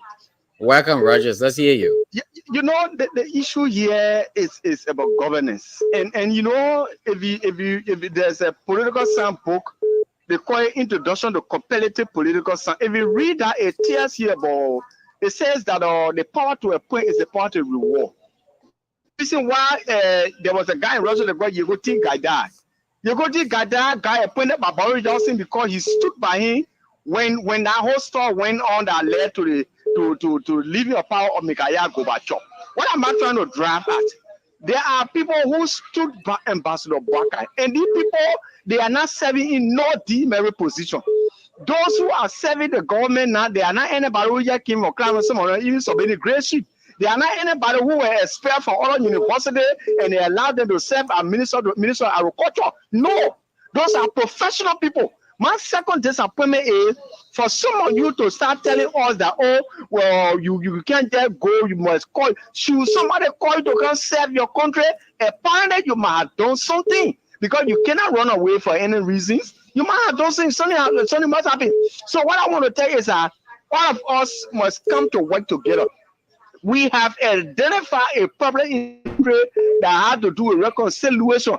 So if you order that have already identified a problem, come and see if the government will not be willing to work along with you to reconcile the country. Manasari admitted that she did not reconcile the country. Even if the former president, he said that he did not reconcile the country. And the current president, the arrest agenda, even though reconciliation is not part, but reconciliation is very key and vital. So I just want to call all of you. You should come to see how you can put documents together. How we reconcile the country. You all leave here and go to Maryland, San no Grande, and see how that will be able to work things around. But just to sit and criticize won't help us. Thank you very much. Thank you. Let's take another pricing. Hello. Hello. Good evening. All right.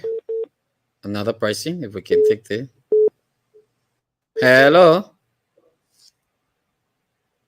Wow. Hello. Yeah, good evening. Your name, where you calling from? Thank you. Thank you so kindly. This is Pascal Davis from District 6. Pascal, welcome. Let's hear you. Thank you. Let me say thanks for the power on this. Reconciliation will begin with the president first. Reconciliation must start with him because he's the head. When people are targeted, when Liberians are targeted for being seditious, then we got no reconciliation. When people are removed from the job, EPS officers, civil servants are removed from the job, and the court say to you as a president, don't do that. You undermine reconciliation. Nobody will just come from America and say, "But I'm here to you.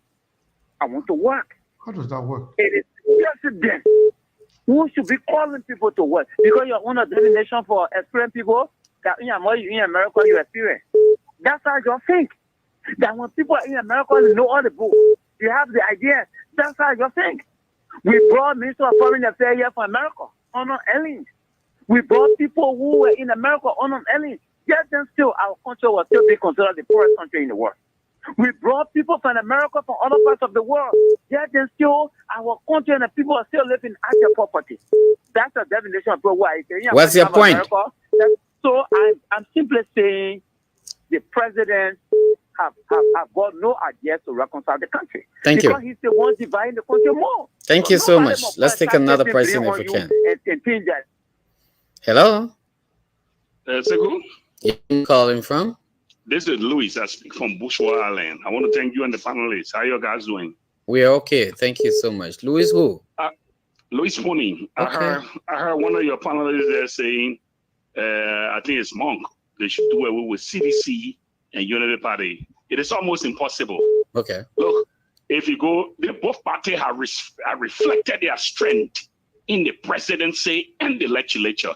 It's two ways that you know a political party strength. It's at the legislature and at the presidency. You can do nothing. You know, your guys in the ANC is far from the presidency. Liberia is basically predominantly turning into a two-party state, whether you like it or not. You might be frustrated on some of the issue, I can understand, but this party have consolidated their base from 2005. From 2005 up to 2023, they have demonstrated they are concerned. Look at the recent by-election. Just won in Nima. Okay, Jeremiah Sokan won in Grand Judah independent candidate. But ANC is frustrated. And ANC can go nowhere. She has who preaching ANC on the program today? No, they all support the ANC to go in election. What I'm saying basically is that Cummings has to come around. It's either unity party or because they get a vast majority. It might be like the Democrat and Republicans. I do agree. You want a formidable candidate, you want a reformer, you want this, but you can go nowhere in the absence of this. Even you do sampling, you do survey. Let it come on the ground. Thank you. Let it come on the ground and do their own assessment. ANC and Communist, Sekou and Kanem, you guys will be frustrated for a very long time. Trust me. Thank you very much. They are framed. Whether you say they're suffering or whether you say, wow, they frame on their position, they are very much framed. Okay. Thank you. Thank you so much. Let's take another pricing. Hello. Hello. Amplify your voice, please. Your name, where you calling from?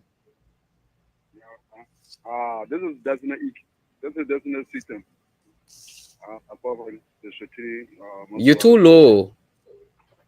I'm speaking loudly. I'm saying Destiny System. All right, welcome. Let's hear you, Destiny. So what I'm saying here is that in a nutshell is that you guys are contributing. There are a lot of ways you can contribute. In education, you guys are contributing education on what? Because this platform enable Liberians to express ourselves and appoint those in the society and recommend. That's a contribution. The other contribution could be a practical contribution. You don't necessarily need to come be invited by the government, but you need a civil environment that you can come and do some little investment in education, entertainment, and you name it. You can identify what you can do. That could be a practical step. But you guys are contributing. So I therefore those who would have said that you guys are just criticizing and not contributing. That's true. Thank you so much. Thank you. We appreciate you so much. Let's take another pricing. Hello. I'm allotting 1 minute, at least 30 seconds to people, please. Hello. Yes, hello. Your name, where you calling from? By the way of introduction, my name is Prince Duty City, calling from Camp Joseph, Central Monrovia. Let's hear you. You see, one thing that actually I'm regretting is that when the citizens have that requisite power to impeach the sitting president, they outstate it as a got of 10,000 signature a day. Because the bear is not in control of this country. Although I did not vote him because I know he is not capable to be president. But however, I pray that this man government will collapse. Thank you. Thank you. Oh, me, I agree with you, Chief. Yeah, let's take one more, and then we can hopefully react to some of the on this show, let's try to restore the respectability of this country. For somebody to look to call a president this man, sometimes you need to cut the people off. Because the problem we are facing is people have been very disingenuous to express, their state official. But be as a man, we're not going to be deterred.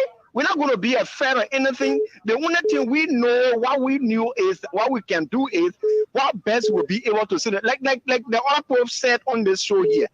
Proposal can be written also how we proceed with the reconciliation. You don't have to be called. You can do that. You can do it. There's another guy who is a bona fide member of one of the political party here. He's in America. He's a very smart guy. The man was a U.S. senator here. These are people that we need them to come to present what best we can do as Liberia. But as far as we are concerned, Liberia is not moving back. We are moving forward in every other mechanism that we need to put in place. We have everything in the arsenal. Thank you, Chief. What best we will be able to do. So we are not. You guys have. You allow this a lot of people who will come to be Thank you very much. We'll take this person to be our last lucky caller. Hello? Yes, please. Your name, where you calling from? Yeah, I'm Somo Johnson calling from Israel community. Sumo, welcome. Let's hear you. Yeah, what people saying in the studio there, I don't think people are contributing to the society. Okay. Yeah, you people are in the studio there, I don't think people are contributing to the society. Because people in the studio who they are talking about the government, how the government will feel, how the government will do that. And it will not help the Liberians. At least when you put in the studio, you talk what, I mean, to improve the country. But you're people talking negatively about the country, how the country will improve, how investors will come. You know, when we listen to somebody on the radio, we can feel bad. They think it's not about CDC, it is not about Unity Party, it's about Liberia. But people in the studio talk all kind of things in the studio that nobody can understand. And not fair, and not good. Thank you, sir. Thank you. Yeah, thank you so much. Thank you.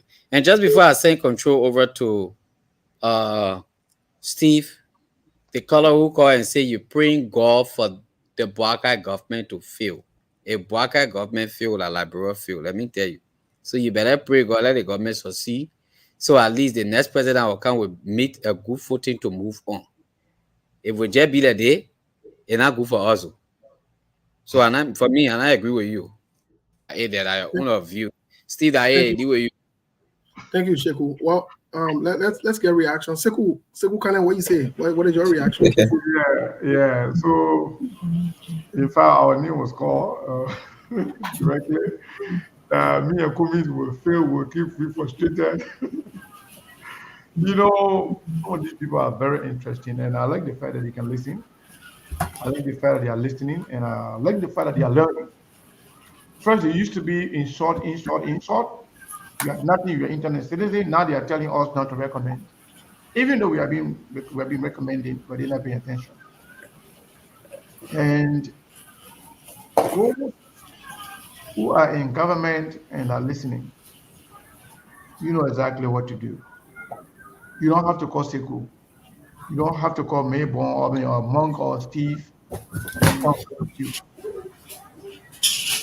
We can talk to people if you need recommendation. We don't even know how many people are very interested, are even interested in working with this government, given the way you started. We have a lot of people that are qualified Liberian professionals that can go and add value to your government and to make the country better. It doesn't have to be Sekou Kene, it doesn't have to be Mong or Steve. But you cannot put yourself in a box. Instead of being open to suggestions and recommendations as to how we can move the country forward. But you people think everybody that did not support Joseph Boakai, that person is automatically an enemy of the government. And if you criticize the government, then automatically you are an enemy. You cannot work like that. That's not welcoming. In fact, how do you reconcile when Joseph Boakai and people are wish hunting other people from the previous government? Is that how you reconcile? So reconciliation is now with us, is now with the opposition people. It starts and ends with Joseph Nyuma Boakai. Joseph Nyuma Boakai has to take the lead to reconcile the country by making sure he does not engage in witch hunting people for doing nothing, simply because he wants to open room to employ all his supporters. So let's start with Joseph Boakai. Then Labra will reconcile. Thank you, Mr. Kane. Let's start with Joseph Boakai. Mark, what you say? What your recommendation?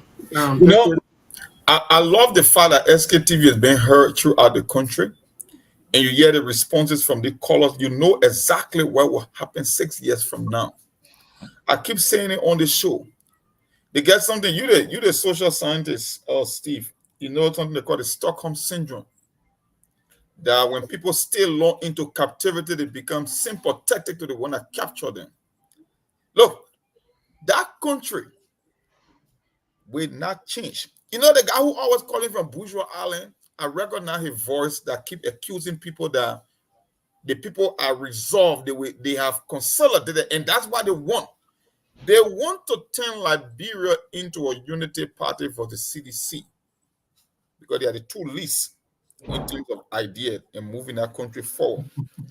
He made comparison to the U.S. The reason the U.S. is an ideological driven society. It's not like Liberia. So that's why whether you are a libertarian candidate, whether you are a Green Party, because they have rules that you must even meet to get on the ballot. It does not mean that telling you that Unity Party, but in his mind, he thinks Unity Party and CDC equipped to the United States. When the United States is all about conservatism versus liberalism, that you got to come up with one of these two ideas that dated back to the days of Aristotle and Plato. That's why the form the ideological divide of the United States is based on Greek philosophy. This joker sitting in Liberia talking about, the ANC people be mad. I don't know what you're talking about, brother. You can keep doing the same thing all you want. You see, if the people cannot even realize their mistake and they think that a guy like you and myself are the one that causing problem for Liberia rather than Joseph Boakai, what make you think 6 years from now they will do something different? Nobody will call and say, more not to cut you. Those are not the majority, though. Those are Unity Party supporters. No, Even I know they're not the majority. Even 10 years from now, they will think the same way. Yeah, I know they're not the majority, but it's becoming like a pattern that they keep accusing other people. They will not accept that responsibility. That's why I can tell you guys that 6 years from now, nothing will change. Because even if they don't say it directly, the vast majority of the color are leaning with that same sentiment. Why you can't come to America to help the government? My brother, you elected the most experienced man that been in the corridors of public sector for almost 40 years. You want for people, the one that he already got on gonna kill each other using medicine. They're not enough. You think other people should come from overseas? Technically, when you hear the color, they are literally saying that the same thing other men said. That we are the one that the problem for Liberia. No, not those that are in power. They will never blame the one that they support, either the Unity Party or the CDC. They will turn it into a two-horse race that no matter what, they will go back to one of those two. That's exactly what it means. So they will call and make a different suggestion, but when you look at it at the bottom, that gets exactly what it means. They will never hold Joseph Boakai responsible, no matter the kind of a mistake he will cause. And the same with sedition, even at the expense of the country, whether we are a destroyed institution, they will never accept the fact to blame we are. It's the same old thing. So I can tell any other political leader like bro, whether he's the Simeon Freeman, because how he's talking about how he planned to invest 75 million in agriculture because he thinks it's one of the most vibrant sectors that can change the economy. It can create more jobs, like my brother. In our society, logic does not apply, so don't waste your time. The Taiwan Gonglos of the world, the Simeon Freeman, the Clarence Maluba is not coming. Forget that country. Go and make other investment in your life and leave that country alone. Those people over there, for as long as we practice democracy, that's why I tell you, in the legislature and in the executive, they have consolidated their power. And that's not the only sentiment. Even people that live here believe that. I'm talking about people from over there, or even the regular folks. I'm just saying, that's the consensus in Liberia, that they will prefer sticking to failure. Look, people can tell you that they want change, but human being hate change. Don't let nobody fool you. People hate change.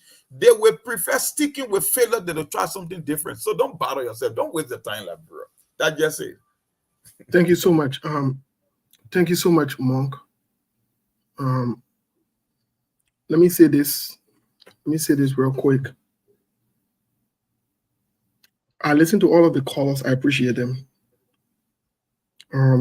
Sometimes it's okay for people to speak, like they're speaking for the entire group of people, whatever it is. We saw that during the CDC period. I know most of the callers ask for recommendations if we can come to Liberia and help or whatever it is. First thing I want to say is, we're always open to work with any government. However, we put value on ourselves. We not let the other choker them who ran the Liberia pay their own way go there. Joseph Boakai not even look at it. They came back to America now. They seen it with Joe we are. So many only John Joseph Boakai because Joe we are never look at them. For them, that's it. We're not in that thing. We're not begging for bread. We're not chasing nobody around. The second thing is, your one recommendation. Let me get two recommendations that will not give on SKTV to Joseph Boakai government, because that open recommendation, he can accept it, he can refuse it. The first recommendation, let Joseph Boakai declare assets open it to the Liberian people. Let Joseph Boakai start fooling around. he needs to get serious. The other recommendation Joseph Boakai needs to do, any one recommendation, let Joseph Boakai follow what the Supreme Court said about the tenure positions and put those people back to the positions. Your one recommendation, we will give you the hardcore recommendation. We're not going to give you a recommendation that you want to suit your funny thing and what you want. When we give you a recommendation on this show, you disrespect us, you cost us, you say because we're not part of the rescue team or whatever it is. So what you really want? You're your own problem, my people. You're your own problem. And your own recommendation, let Joseph Boakai try the two again and see if we're not coming here and commend Joseph Boakai. You want to tell one? Let Joseph Boakai rescind that particular order that he gave that to open office or whatever it is, and let him follow the original plan of establishing the office of the World Economic Crime Court by writing the UN General Assembly and signing that order. Let Joseph Boakai do that. Let him man up and do it. Anything outside of that, you'll shut your mouth and you'll go sit down somewhere. Because we're talking about serious business here. We're not talking about funny thing here. You're thinking that political party thing we're talking about. People die in Liberia because of this two-party system business. If you're not know history, you'll go read your history. You go read your history. You know how many people gave their lives so that there could be no more two-we party and the other one. Do you know how many people? And you come and take our entire country and subject it to Unity Party and the CDC. And the Unity Party and the CDC are the least, they're corrupt. Yeah. And they have destroyed the country. And you want to sing song about Unity Party and CDC? Some of you are shameless. You don't know what you're talking. We need to get serious. And you want to change that country? Then you're opening it up to other people too. You're opening it up to other parties. When you talk about Unity Party and whatever, the three recommendations will get Joseph Boakai. Let him try and see. When he try it, then maybe we'll know say he's serious. Joseph Boakai, let him declare your assets. Passing around that one's so serious, and you're telling us we don't give recommendation. Well, that recommendation will give you now. But we'll see if you can take that recommendation. And Joseph Boakai, they're watching the show. They follow me. Who told you they don't know what to do? Who told you they don't know what is right? Let me encourage the Liberian people. You know, I hear earlier on somebody said something about protests. Let me encourage the Liberian people. To the people in Liberia, to the Liberian people, protest is not a sin. And if the motorcyclists say they want to protest, let them protest. There's foolishness in our country where when people want protest, people want kind of down. Listen, I said it before. Anything that will be led by the common people, I will support it. Because I seen common people voted the government in power. They see where I said our job. I support if the motorcyclists decide to protest. I, Steve Boley, support it 100%. The foolishness must stop. We told you from the beginning. Y'all don't implement the stupid law that you got with the helmet thing. It's not realistic. You give the people time. Y'all force it because you want to create noise in the country. Now you get to the place that they say, "Put man, where they go?" You're wasting your time. I will support the Liberian people. Anything they want to do. Anything the Liberian people want to do, me, I will support it 100%. Me, I support my people now. I support my people. I want to be clear on it so that it there. You want to hear from Melbourne too? Yeah, Melbourne, what you say, yeah?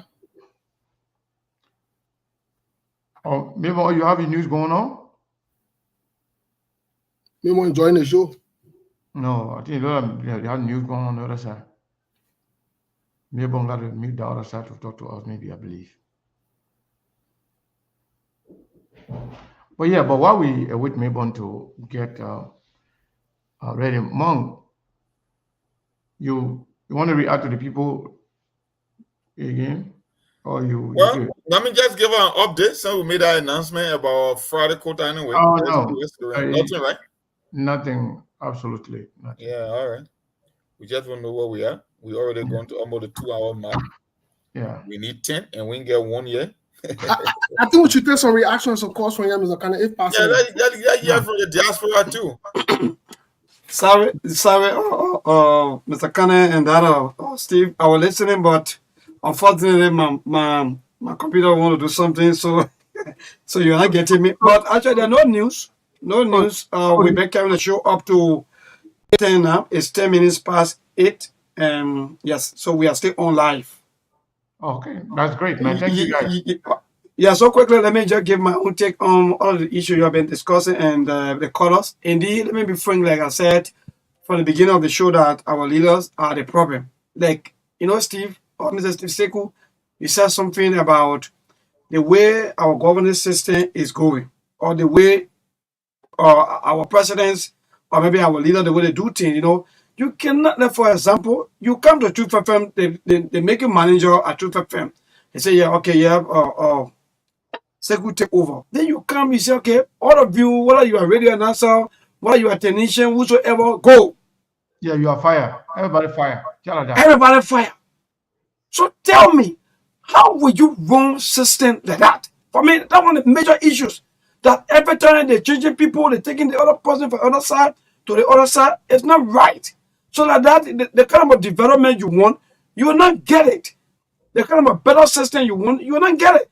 Because everything people are doing here now, or Sekou, it's all about politics, how to make their president happy. Whether it's good or not, no. Nobody cares. What they want is, oh yeah, President Joseph Imamboka is the best. President Joseph Imamboka will go for 12 years. That's just it. And to our caller who were talking about, recommendations, yeah, and let me be frank. Sekou, President Monk, and that Steve. These people, they can't listen. You go up, you come down, they don't listen. So no need to even cry for recommendation. If the only recommendation, do you know how many radio stations every morning that come on a lot of issues? But our leaders, they don't care. All they care about is their salary will come, they will get everything they want. While the people suffer because, mind you, like I was saying, the system is in a phone like if Sekou is a president and Sekou party is ruling, I will come and join Sekou. If things are going bad with Sekou, I will switch to the other side, see which one of the political party that may elected win election. And that's the same group of people that the bad guys that had to do the system. So for me, now sometimes I don't easily blame the voters because even if you say you want to blame the voters, then I mean every time they'll be voting and be changing. Because they change Sekou, they bring Steve. After a certain time, Steve will join the same system and Steve become corrupt. They remove Steve and bring in President Monk. After a certain time, the system is there, President Monk to get corrupt. And what happened next? They remove President Monk and bring Melbourne. After a certain time, Melbourne to get into the same system. So the system is what suffering the Liberian people. That's it. Sekou, President Monk, that's just my take. Don't be fooled. Recommendation is just an excuse for not blaming the people that they vote in power that failing right before their very own eyes. So it has nothing to do with recommendation because I don't know of any platform that provide more recommendation than SKTV on radio or on the internet. Every day we come and we bring out this article that have nothing to do with politics. Whether it's about investment, whether it's about the president making move, whether it's a Supreme Court, no, they are not political. So when you hear them calling, why I can get recommendation, why I can no, it's just an excuse to not accept the fact that the people who they entrusted to lead the country are failing miserably. That's it. Don't fool yourself, bro. That's it, man. Yeah, so Melbourne, you are right. And what I can tell you, we are not detailed. We are not really going to pay attention to those people who only dare to criticize SKTV. And their reason is because they want us to praise things for Joseph Boakai regardless of what they do. And like SKTV, like Truth FM, Top FM, and all our partners, our motive is not to bring Joseph Boakai government down. We try to hold their feet to the fire so they can do the right thing for Liberia. We are the true patriots.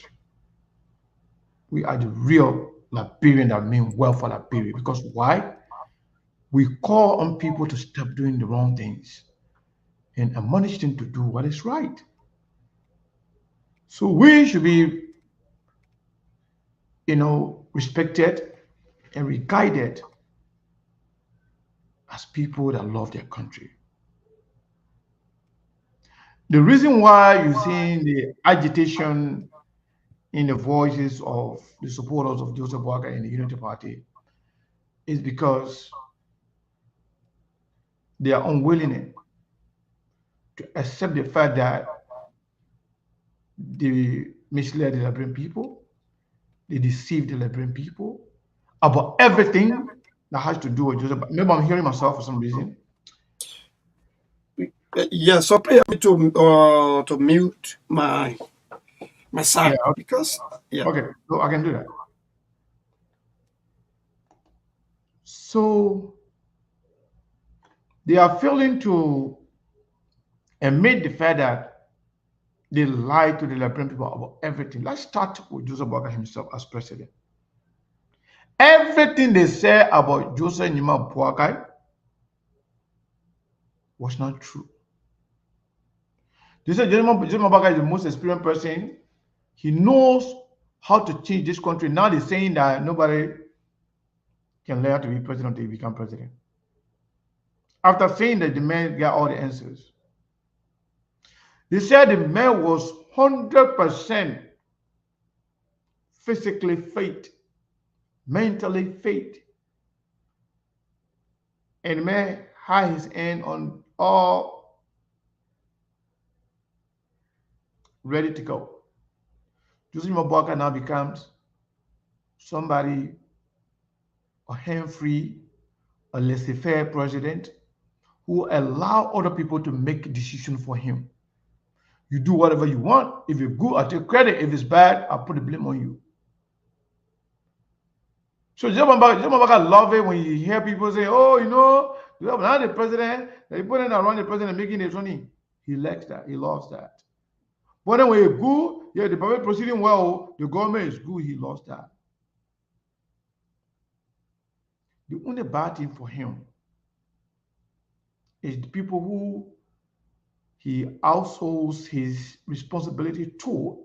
They don't know what they are doing, or they are willfully setting him up for failure.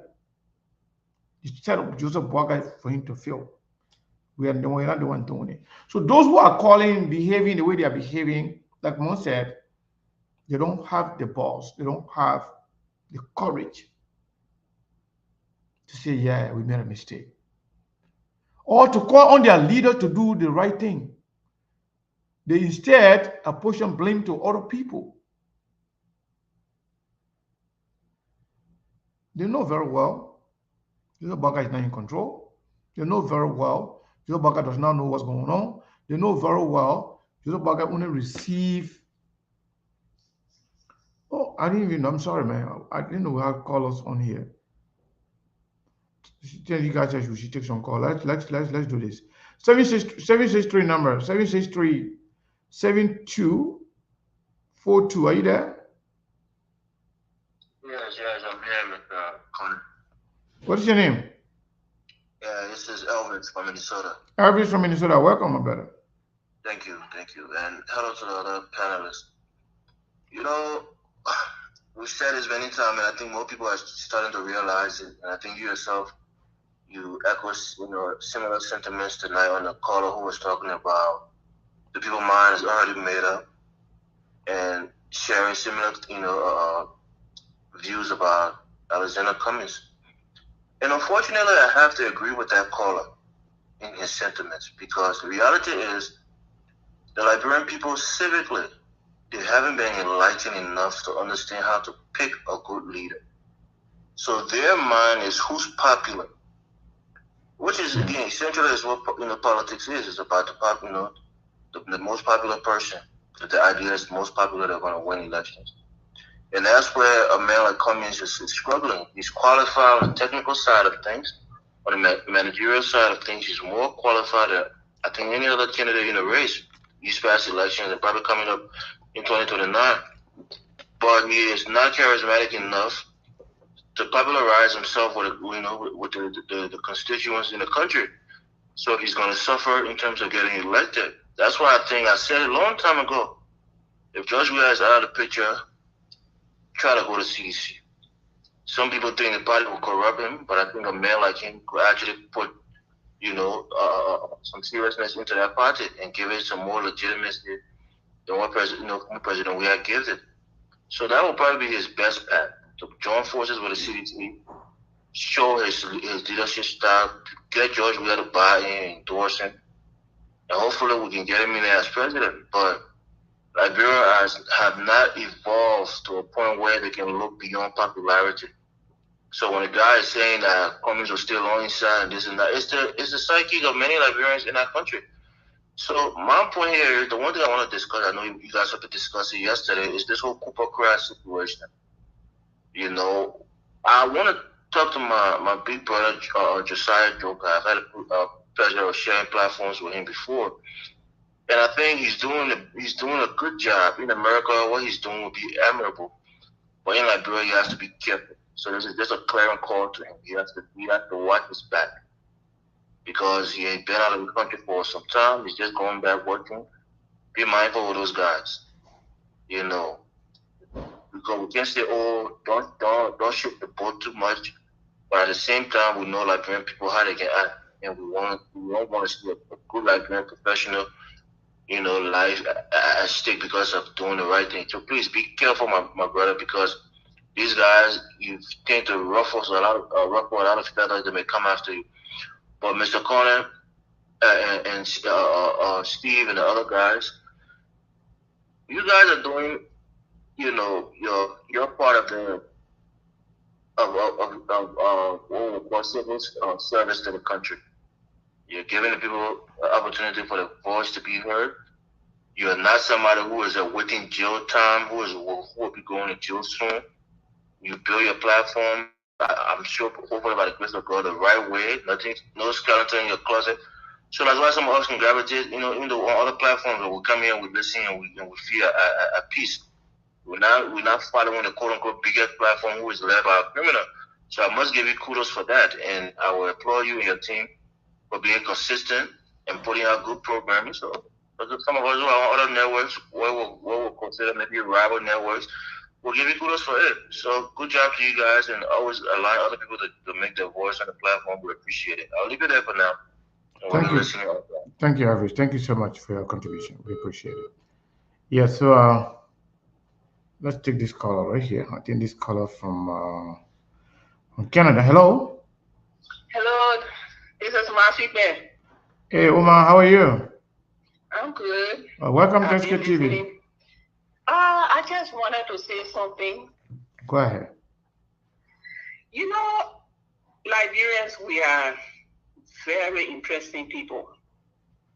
And we can't get discouraged, number one, because this is the first real time that people have been able to partake in these kind of discussions. Yeah. And Liberians, we are very hard to be motivated. We rather do the wrong thing and follow the wrong things, the wrong people, instead of us putting ourselves together to do the right thing. These people will continue to have excuses over and over until in the future. So the people that call in and say that the diaspora people are not contributing, especially when you guys are giving information to people, they will continue to do that.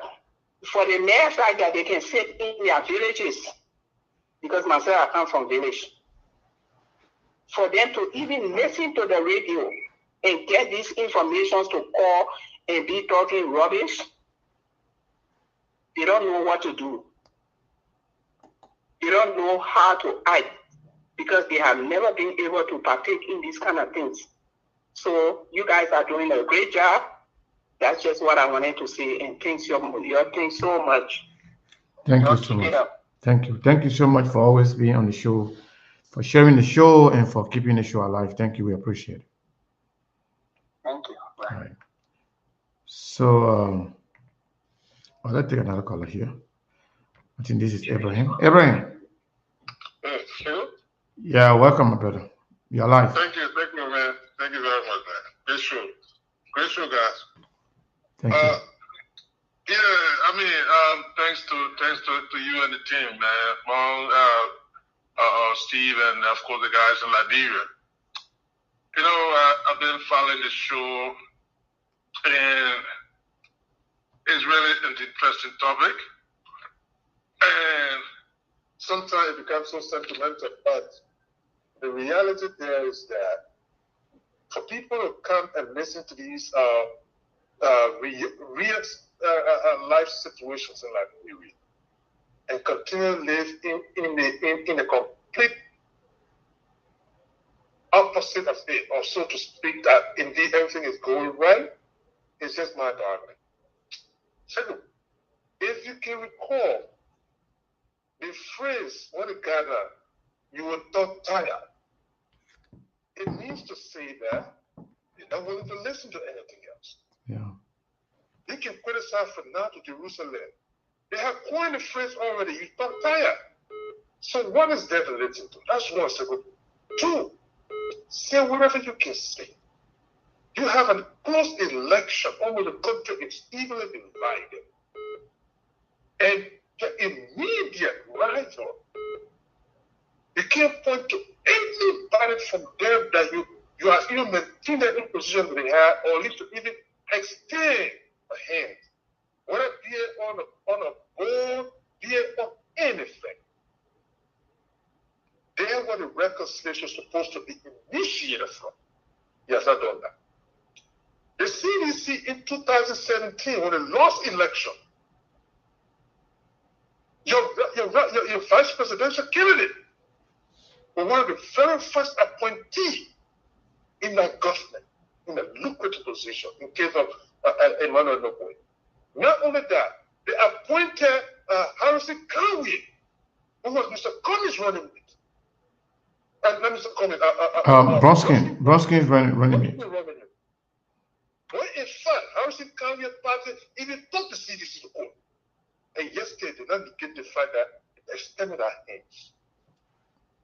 People you tell me, show me one CDC that have been appointed or even maintained in position that they have. It's not happening.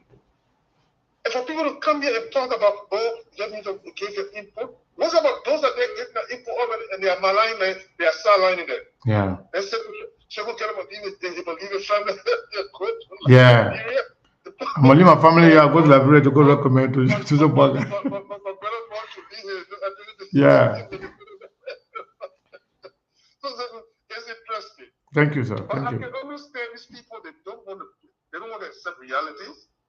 And it's sad. They become so emotionally charged and sentimental, and they start to call people names. Yeah. It's just not there to the top forward march of the country. But look, they should not make silence your voice or Of your course. voices around here, and all of us collectively. I think the country will get better. They need to recalibrate because things are just not going right. That's right. Thank you so much. Let me not take up the time, Mr. Thank you. Of course, thank you so much. Let's go to the line here. Let's talk to our sister. One of the stakeholders of SKTV, Yumotro Kranga. How are you, madam? How are you, Madam Newlywed Bride? What's up? I just want to say thanks to you guys for such great work you are doing for Liberia. Thank you. Well, a caller called and recommended that we should get up and go to Liberia instead of sitting here in the United States and talking crap. But how can we go to a country with no security, no running water, no light, no good hospitals? We love Liberia. I went home and I bought 2 lots. And I'm intending to go in December to start to build my house. But I'm having second thoughts because no security in the country. In the night, you're not safe. We love our country, but we live in a country that we work and we pay taxes. And the people that take our taxes, they do the job. So they gave us everything we need here. We pay for it. But because we love Liberia now, so we'll go now and go sit down somewhere where when we get sick, we'll go take paracetamol and die. No, I'm sorry. If they want us to come home and invest us to come home, they need to fix Liberia, their leaders. How can you keep 14 people who are all millionaires in the poorest country in the world? You sit and vote these people over and over because they are Gisi, they are Loma, they are football players, they are this. And at the end of the day, what do? They rid our country of everything and make themselves rich. Send their children overseas to get the best education. When they're sick, they get in a flight, they come to America. They go to India, they go to Ghana, shamelessly to Ghana to get treatment. And they call themselves leaders. We do not have leaders, Sekou. Since 1980, the native Liberian, which I'm a native as well, you can tell from my last name. I'm an indigenous. I'm a Kringa. I love my country. But since those people took this country over, they are ruining our country. They are nothing but criminals and rogues. They are heartless towards our people. And you want to tell me these people can't see? Yeah. I can't feel it. I can't keep voting for somebody. And at the end of the day, they throw you $50, $100 for 6 years? Come on now. America moved because we got changes. We brought you commies. We brought Moluba, Tewan Gongro. I am a communist person because I know only Edisana communists can fix Liberia. He's the only person right now. So my suggestion to the Liberian people and the opposition parties is for all of us to come under one umbrella. And we love Liberia. And we really want to save Liberia. All the opposition, instead of 5 million people with 25 parties. Come on now. We're in the United States with 330 million population. And they got only 2 parties. And they can make it, and we're in a 5 million country with 25 political parties. That's a joke. The electoral system needs to be fixed. And when Waka got elected by the slim margin, Mr. Cummings called him to congratulate him. He never returned his call. He never called Mr. Cummings to say, I will need help. At the end of the day, I'm the winner, but I will need you because at the end of the day, we need to fix this country. Nuh-uh. He hired all the Lama people and the GC people, qualified or not. It's the same thing over. These people do not love Liberia. When the Liberians get up and look and say we love our country, we need to get rid of these people. So to get rid of them, my suggestion is all the political parties need to come under one umbrella. Let's forget about tribalism, my people. Our country is going down. Thank you, my sister. Thank you. Everything. Yeah. So we can come together and vote on one umbrella and take these people out of this place, or else we finish. Yep. I got 2 callers here. Yeah, we got a lot of people on hold. But we'll take them. I spent $1,000 of my hard-earned money. People calling. All right. I want you to wrap up if you can, because a lot of people call in, they want to participate. Yeah, you know, calling 20,000 in hard-earned money that could be in the bank for me. So now we're asking Joseph Waka to bring a war and economics crime code. Because if he does not bring that code, America will sanction Liberia. I said sanction Liberia was sanction Liberia, and I will support that. Thank you very much for the job well done. Thank you so much. We appreciate it. The 2 callers being on hold here, we just take one, then we'll go to Steve to take some caller from there. Caller 763 number, last 4 DJ 5433. What is your name and where are you calling from? Hey, good afternoon, Sekou. We'll be on Benson Street waiting for you, okay? No problem. I'm coming. The boys say you must have going together. The boys say we should go, so you must have got to go back. When I saw the people putting hammer on their head and the pot on their head and complaining, I was just laughing because you remember the bus was stopped to the bush, the Providence Island area, and people would walk and go as far as Broad Street, Terry Street, Ronda Street. That was then, when we had no pimping, no keke, but we had push then. Yeah. But Sekou, here is my thing though. The electorates are not the problem. There is a system, a class system, that if that class system, if we can't break that class system, in all of the political parties, the electors will continue to make errors. I'll give you one example that I did. When I brought the case on the Saudi priest $5 million, the people who told me to stand down, and the group that wanted me to report the Saudi priest $5 million came from the same class. Came from the same the Senate pro tem cannot deny this. The late Harry Green ran an investigation on LPRC. The 3 persons who are alive that saw that document, Yombi Kanga, Edwin Snow, Gerald Cummings. The 3 persons that stay alive now that saw that document, Edwin Snow, Gerald Cummings, Yombi Kanga. The only person whose name never surfaced in that document for corruption was Zoe Penham. But the rest of the crew, some of whom are in government today, some of whom served government 6 years ago. Another case was the water pump that the late Chairman Brian paid money to the late Nathaniel Richardson. They brought water pump Sekou. That water pump was supposed to pump water from Bushra Island to Central Monrovia.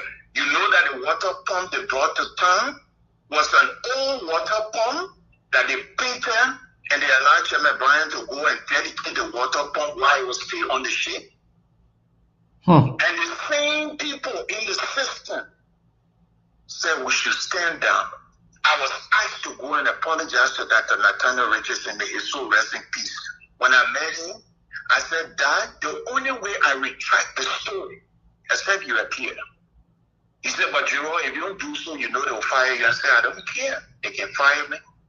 So the problem is not the electric. There is a system, like Ms. Springer said, there is a system, a group. Look, there's something that says, he who pays the piper plays the tune. Most often we look at the electric, but there's a system, and I've seen almost some of the same players. They are moved from UP, CDC, ANC. We're seeing all these players. But until innovative people can come together, right, and mold the minds of the people and break that system, until then, Sekou will be fighting the same group of people. Thank you. Thank you. Thank you so much. So, Steve, let's go to you, and then after Steve, we'll go to this caller here that start with 70 phone number. But let's go to Steve. Take a few calls. Caller, what's your name? Where you calling from, please? Steve, my name is Confident D. Confident D. Thank you very much. Yeah. Thank you very much to the platform, especially Sekou, the CEO. Thank you. Can you guys hear me? Yes. Yeah, we can hear you, Confident D. Okay. I just want to ask you a question. Because, every time I come, and SKTV is one of my platforms that I love. Even though sometimes I don't agree with most of the things you guys say, that all the time you keep comparing 6 to 12 years. I don't agree with that for one fight. And another thing I wanted to ask questions. My first question is, have you guys ever said to ask yourself, why is it that Liberia, the foundation of Liberia, is not properly structured? That's number one, because someone will come and say, oh, why are they allowing all these people that are not educated? And we have a bunch of educated people. But the country, the foundation have been destroyed.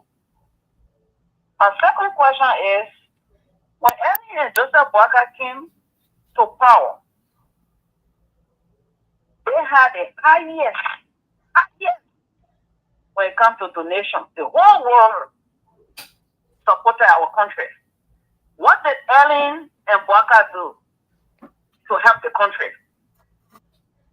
The third question is, when the United Nations took so many thousands of security, how was Liberia looking at the time? We had all those security for the United Nations. Then, another question I want to ask, why did Alexander Cummings, John Joseph Boakai get into something they call CPP? He trusted Boakai because for what I'm seeing, I think Boakai used Cummings.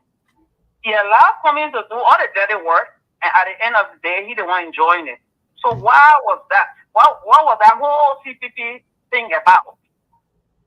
Then what I want to say to end is, for me, if you ask me, I would say we are all corrupt in some kind of form. Every one of us are corrupt some way. Whether we in America or we in Liberia, we are all corrupt. No, so I'm not when corrupt. You think about it, Me, I'm not corrupt. Oh, well, we some form. No, I'm not corrupt. Let me conclude. So get you on the line forever. Okay. If you're not corrupt, before the show ends, please give me the definition of corruption. Okay. Please, okay? Mm-hmm. So I will just end here because other people have to come, but I had a lot of questions on the list, and I will make sure to keep coming. I want you to explain. I want you to answer some of those questions, please. Thank you. Because it helps me every day that we come and just keep repeating ourselves, and we get important conversation. Like the foundation of the country, it helps me. The foundation of that Liberia, where people build their private home, racking houses on Broad Street, Kerry Street, Macklin Street, and they consider it to be our capital city. That's nonsense. Thank you. That's not a capital. A capital should have skyscraper, nice buildings. But what did the people do? They told us that our capital city is the Broad Street and the Benson Street that we're always seeing. So I want you to play that for me, please. Thank you. Thank you. Let me take the next caller quickly. Caller, what's your name? Where you calling from? This is Favor, man, calling from Washington State. Yes. Favor, go ahead. Who? Am I live? Yeah, Favor. He said in Favor. Okay. Yeah, go ahead now. Thank you, my brothers, for the show. But this is what I want to share.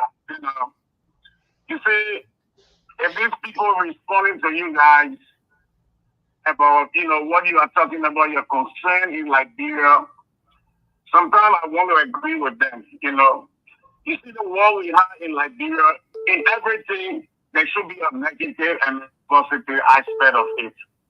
The war came, we all experienced the negative part of the war by destroying lives and property, sending our country back to another level. And the positive part today, we found ourselves all around the world. We have the opportunity. Before the war, Liberians were born here, die here. But today, there is nowhere in this world that you can go, you will not see Liberians. Our first president came from this great United States. You were born right here in America.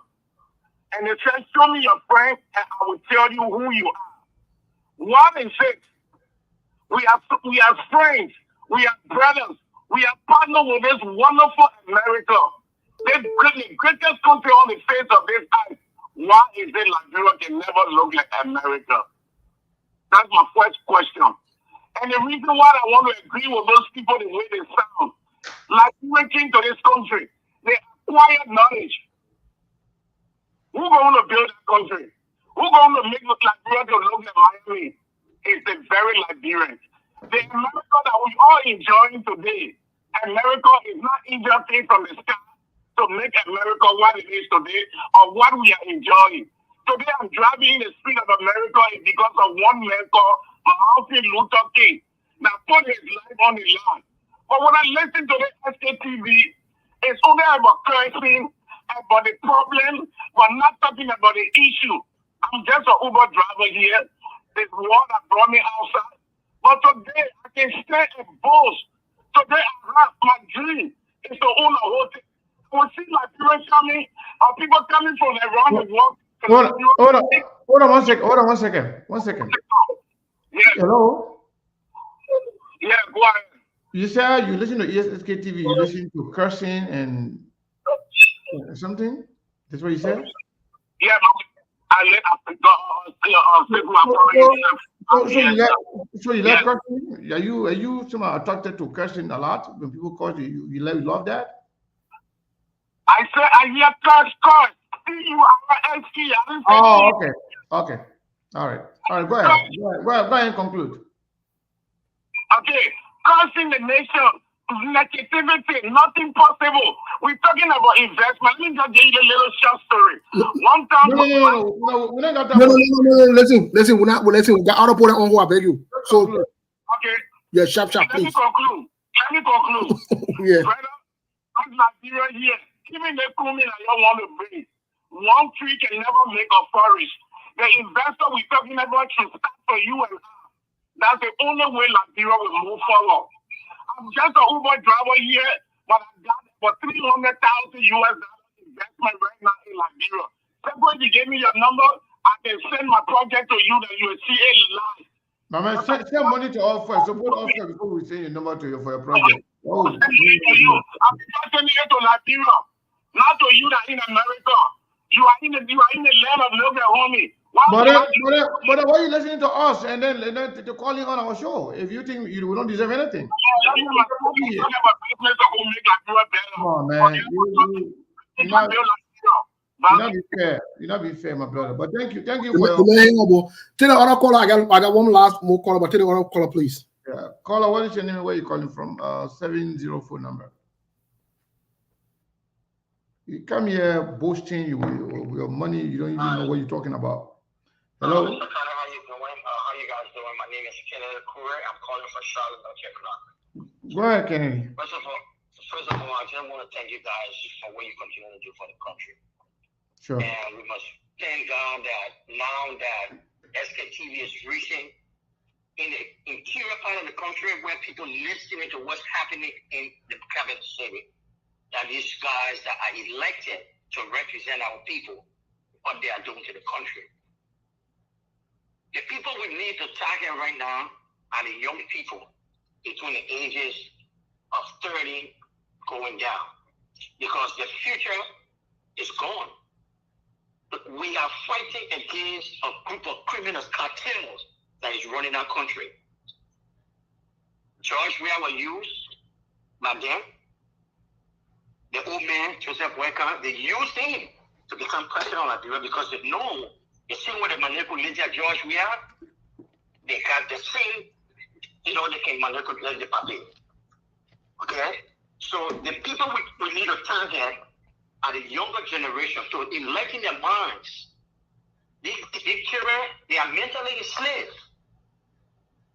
So the only way we can liberate their country is to target the young people and enlighten their minds about the future. They are the future leaders. The guy who came online called himself irresistible feeling. Talking about Liberia is settled for a two-party state.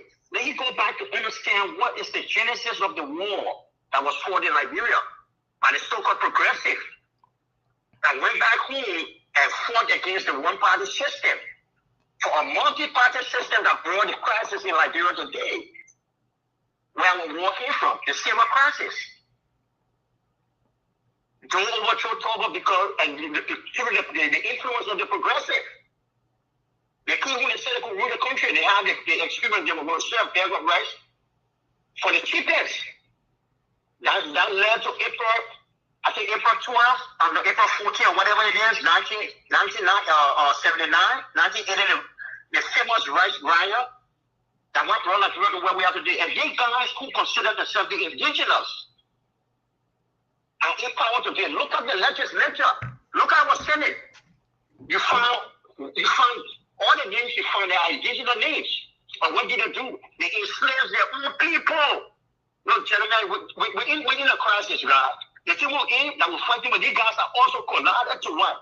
To fight against us in the diaspora who have came here to understand that we came from the war, we learned, we tried, we got all the experiences that we can go home and give Liberia 5 years for that country to transform. You know what they're doing?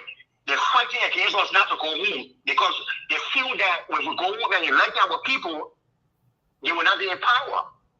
You got people legislators who don't even know, what they're there for. Thank you, brother. So, gentlemen, let's keep up what we're doing. We really appreciate you guys. It's a sad thing that the figure what they're saying, to conclude that we sit down here and they're cast again like Europe, but we're not doing nothing there. Let them look and see what Liberians from the diaspora are doing in Liberia. If it were not for us, some of our people would not be, it would be a serious chaos in that country. Yep. We stay here and pay people on a monthly basis, Sekou. What you doing to have the radio stations operating? You're investing like you and you have the young guys come on the show, people collecting money and giving it to them, be able to see their family. Yeah. Each and every one of us here, if we can go, one person can go home and employ 2 people home. So you know how many private sector jobs is that? Man, look, man, gentlemen, let's keep on the good work. And keep on, conscientizing young people that this is the future. We go. Those are all that was born in the 60s that fled the country because of the war. Our time gone. Yeah, Bro, thank you. Thank you, guys. Keep on the show. Keep on the good work. Thank you, we sir. appreciate you guys. We'll turn our week with that. Thank you. For sure, man. We appreciate you as well. Thank you so much for everything. Thank you. Yeah. Yeah, so I'm gonna put my they call up thing that easy. But call up what's your name? Where you calling from, please? Yes, Prince and Sharif, and I'm calling you from the East Coast. How are you, sir? Hey, Prince Sharif, welcome to SKTV. There's no place called East Coast, man. You Washington DC, you in Philadelphia, you in New York, somewhere. East Coast.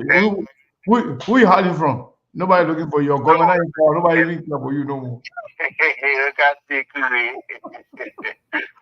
Anyway, thank you guys so much. I want to extend my thanks and appreciation to you guys for the continuous process in making sure that we can flag out issues in Liberia, even though we are thousands of miles away, but yet and still our presence continues to be felt through the help of technology.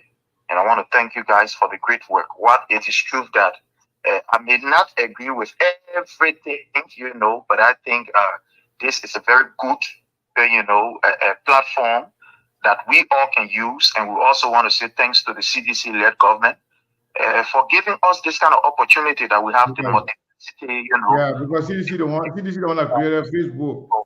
And CDC, stop your posting thing here. Before the CDC, we never had, all of these platforms. But when the CDC came based on her own, the democratic tenets and giving people the right to speak, we see everybody to some extent, became press people. But that's not the issue. Here's the issue. I listened to someone who said that, President Weah and other people have been manipulated. Let me say this. There is absolutely no way that His Excellency, President Dr. George Manneh Weah, can ever be manipulated by anybody. If it's somebody that could be manipulated or that people can easily manipulate, you are going to give Liberian people enough rights and not build roads, not build schools, not send your children to school. You just want to make sure you just eat, you just make it very cheap. You eat too much, you eat plenty. That's what you just eat plenty. Today, people will miss the former President Charles Daniel Taylor when he asked them, what are you missing in Memphis? The food was cheap. That means you tell anybody when you enter in the street, it is the people that want to remember him for. With no disrespect to his memory. But President Weah, let's say this can never be manipulated, not even by the greatest nation on earth that you think about. I'll give you an example. People who can be manipulated, people don't know. Let's make it simple for them. Look at Sierra Leone. What happened in Sierra Leone? There was a brutal protest that led to the death of unarmed civilians. You and I, we are witnesses of it. We saw people firing live bullets to innocent civilians. At the end of the day, and you see what happened. $860 million. How you call a millennial challenge money? Any developing a country. Look, for example, in Guinea. You and I are living witnesses of what is happening in Guinea. With all of the way that innocent protesters have been shot upon by soldiers, use live bullets. At the end of the day, my brother, other countries in the Western world, they are liaising with the people, with the junta. So President Weah can never be manipulated. That is it. Now, there are 2 issues quickly that I want to talk about in less than 1 minute. One has to do with what people are saying. Comparing this government or the CDC-led government with a government that spent 12 uninterrupted, heavily supported by the international community with everything you can ever think about, trying to compare it with a 6 years, interrupted government, I think it is unfair. And I think that particular comparison should never be placed on the table for any reasonable discussion. But Brother Sekou, how will you compare the Unity Party 12 years when we have international people? We have fundings. We had one of the largest, civilian and also military force in the country that we were receiving money from East, West, North, and South. And you did not do any substantive thing in Liberia that we could point to. But then you want to compare that 12 years government with a 6-year government that in fact was interrupted by Corona heavily. 2 years of the 6 years was actually eaten away by Corona. 1 year was eaten away by the Meta Unity. So actually when you look at, in terms of numerical facts and all of the dividends that we are looking at relative to what the CDC produced, CDC was there for only 3 years. If you look at even now with 3 years. Yeah, but hold on, Prince. United Party. You want me like 10 minutes? Let me conclude. United Party can also claim that they were interrupted because they had also the Ebola crisis on their hand as well. Ebola, no, my brother. Ebola was heavily supported with millions of dollars. Remember, there was this international. Like what the Corona. Yeah, like what the Corona was supported, but also the one. Listen now, listen. The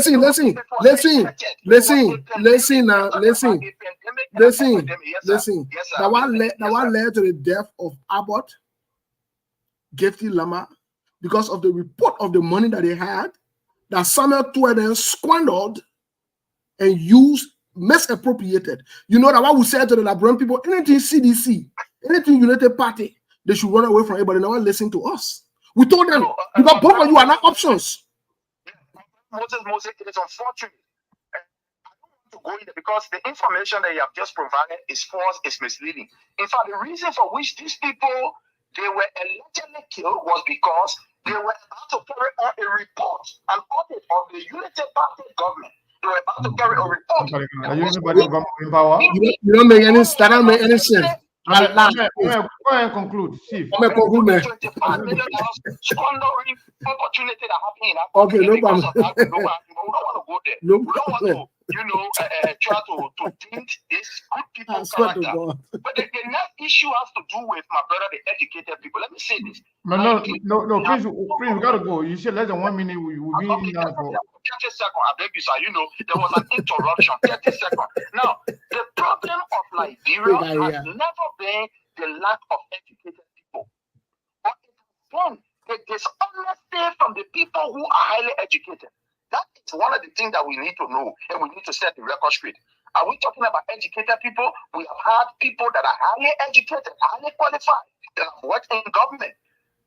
Then what have been the cause that up to now we even get correct bathroom, or when somebody wants to pay the bathroom, the president, we are doing the people can do, let's break it down. It's because those who have acquired the education that they should use to be able to transform Liberia are very dishonest.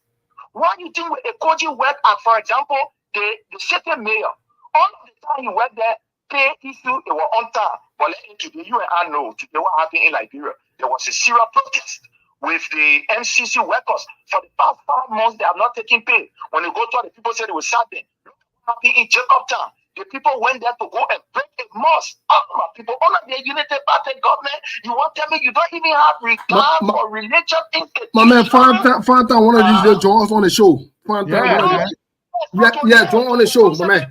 Let him have Fanta and come be guest panelist on the show. Yeah. You have all the time in the world to talk. Okay, conclusively conclude. Yeah, to conclusively conclude, look, we are in a nation right now. My brother, Liberia is upside down. People are dying in Grand Cape County. As I speak to you, police brutality is on the rise. As I speak to you, there is a serious fear in our people. Criminal activities. My brother, is in a serious chaos. And we need to continue to talk, because if we don't talk, Joseph Newman Blatter and his gangster will rape that country clean. We saw what happened. They came here to America, they said they're coming for money. They brought 56%, they lied out or 9%. 56. 56. They pick up running, they run straight to Guinea-Bissau on a private jet. Look, Liberia is heading in a negative direction under Joseph Newman Blatter, and you and I must erect the necessary patriotic checkpoint to make sure that the old man does not drag that nation to the grave. And we will. My man. Now we talk after the show. Fanta, so you can be guest panelist on the show, my man. After the show, so to conclude, my man, you already concluded. I think they know that conclude. You conclusively conclude 10 times before you conclude. Caller, let me tell you the last caller, Mr. Can I beg you? On me. Caller, what's the way you call for, please? Yeah, caller 6106. Yes. Steve, I just want to make my little contribution. My name is Emmanuel Davis. Emmanuel Davis. Go ahead, Emmanuel. Yeah. I just want to say this. You know, one of our problems is that when our people take our money from Liberia and come to the U.S. and buy houses, they now arrest those people and send them back. I was in Nigeria when the Nigerian governor stole money from Nigeria, went to London, and when the EFCC filed a complaint, they arrested him from London and brought him back to Nigeria for investigation. It don't happen yet. So our men will take the money and bring it here, and the people will receive the money, do the transaction with it, then they stand around and say the poor are corrupt. How can you say the poor are corrupt when you, the state party, say the poor money and do business with the people? This is one of our problems. And again, the politicians in Liberia, they do not love each other. When another man in power, the other government, until the other government goes zero. Then when they come in with the other, at the end of the day, they go zero. Because if you are much want to man somebody also want to man you. And for us as opposition people, and conclude, brother, please, if we're coming together, we should always be able to look in the face of our leader and tell them the truth. If those we have problem, 100%, 50% bad, you tell George we are. If Kumi gets 50% good, 50% bad, you tell Kumi. If this other man from Nima can get the same problem, you tell them. But we should not be only one person can solve that problem, and we all know that if we can come together, we should not be criticizing the other people and raising praises on the other person. I think it will not help us as an opposition. So that is my point. Thank you very much. Thank you, my brother. Yes, Mr. Kana, we're done for the calls for today. All right, man. Yeah. 2 hours, almost 3 hours. Yeah, I think we should call it a day now. Yeah, attire. Yeah, so Mom, just to update Tomorrow you. will be on. I've not seen anything else since we last announced. So, Breakable Power stay on hold. Though. I don't know. Well, you take Breakable Power never contributed anything before. Breakable Power get paid more. Breakable Power should not be talking on the show. Breakable Power. All right, let's call it a day. Mom, go ahead now and conclude.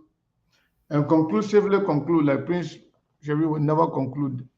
I think Mo said yeah, I think Mo is doing something. So we can call it a day, Steve.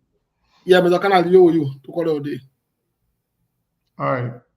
Thank you. I'll see you later. Yeah, no problem. So Monk, thank you so much to everybody for being here. We appreciate your time. And we will definitely be here tomorrow. We thank you. Be blessed and you have a wonderful day. Thank you so much, everybody.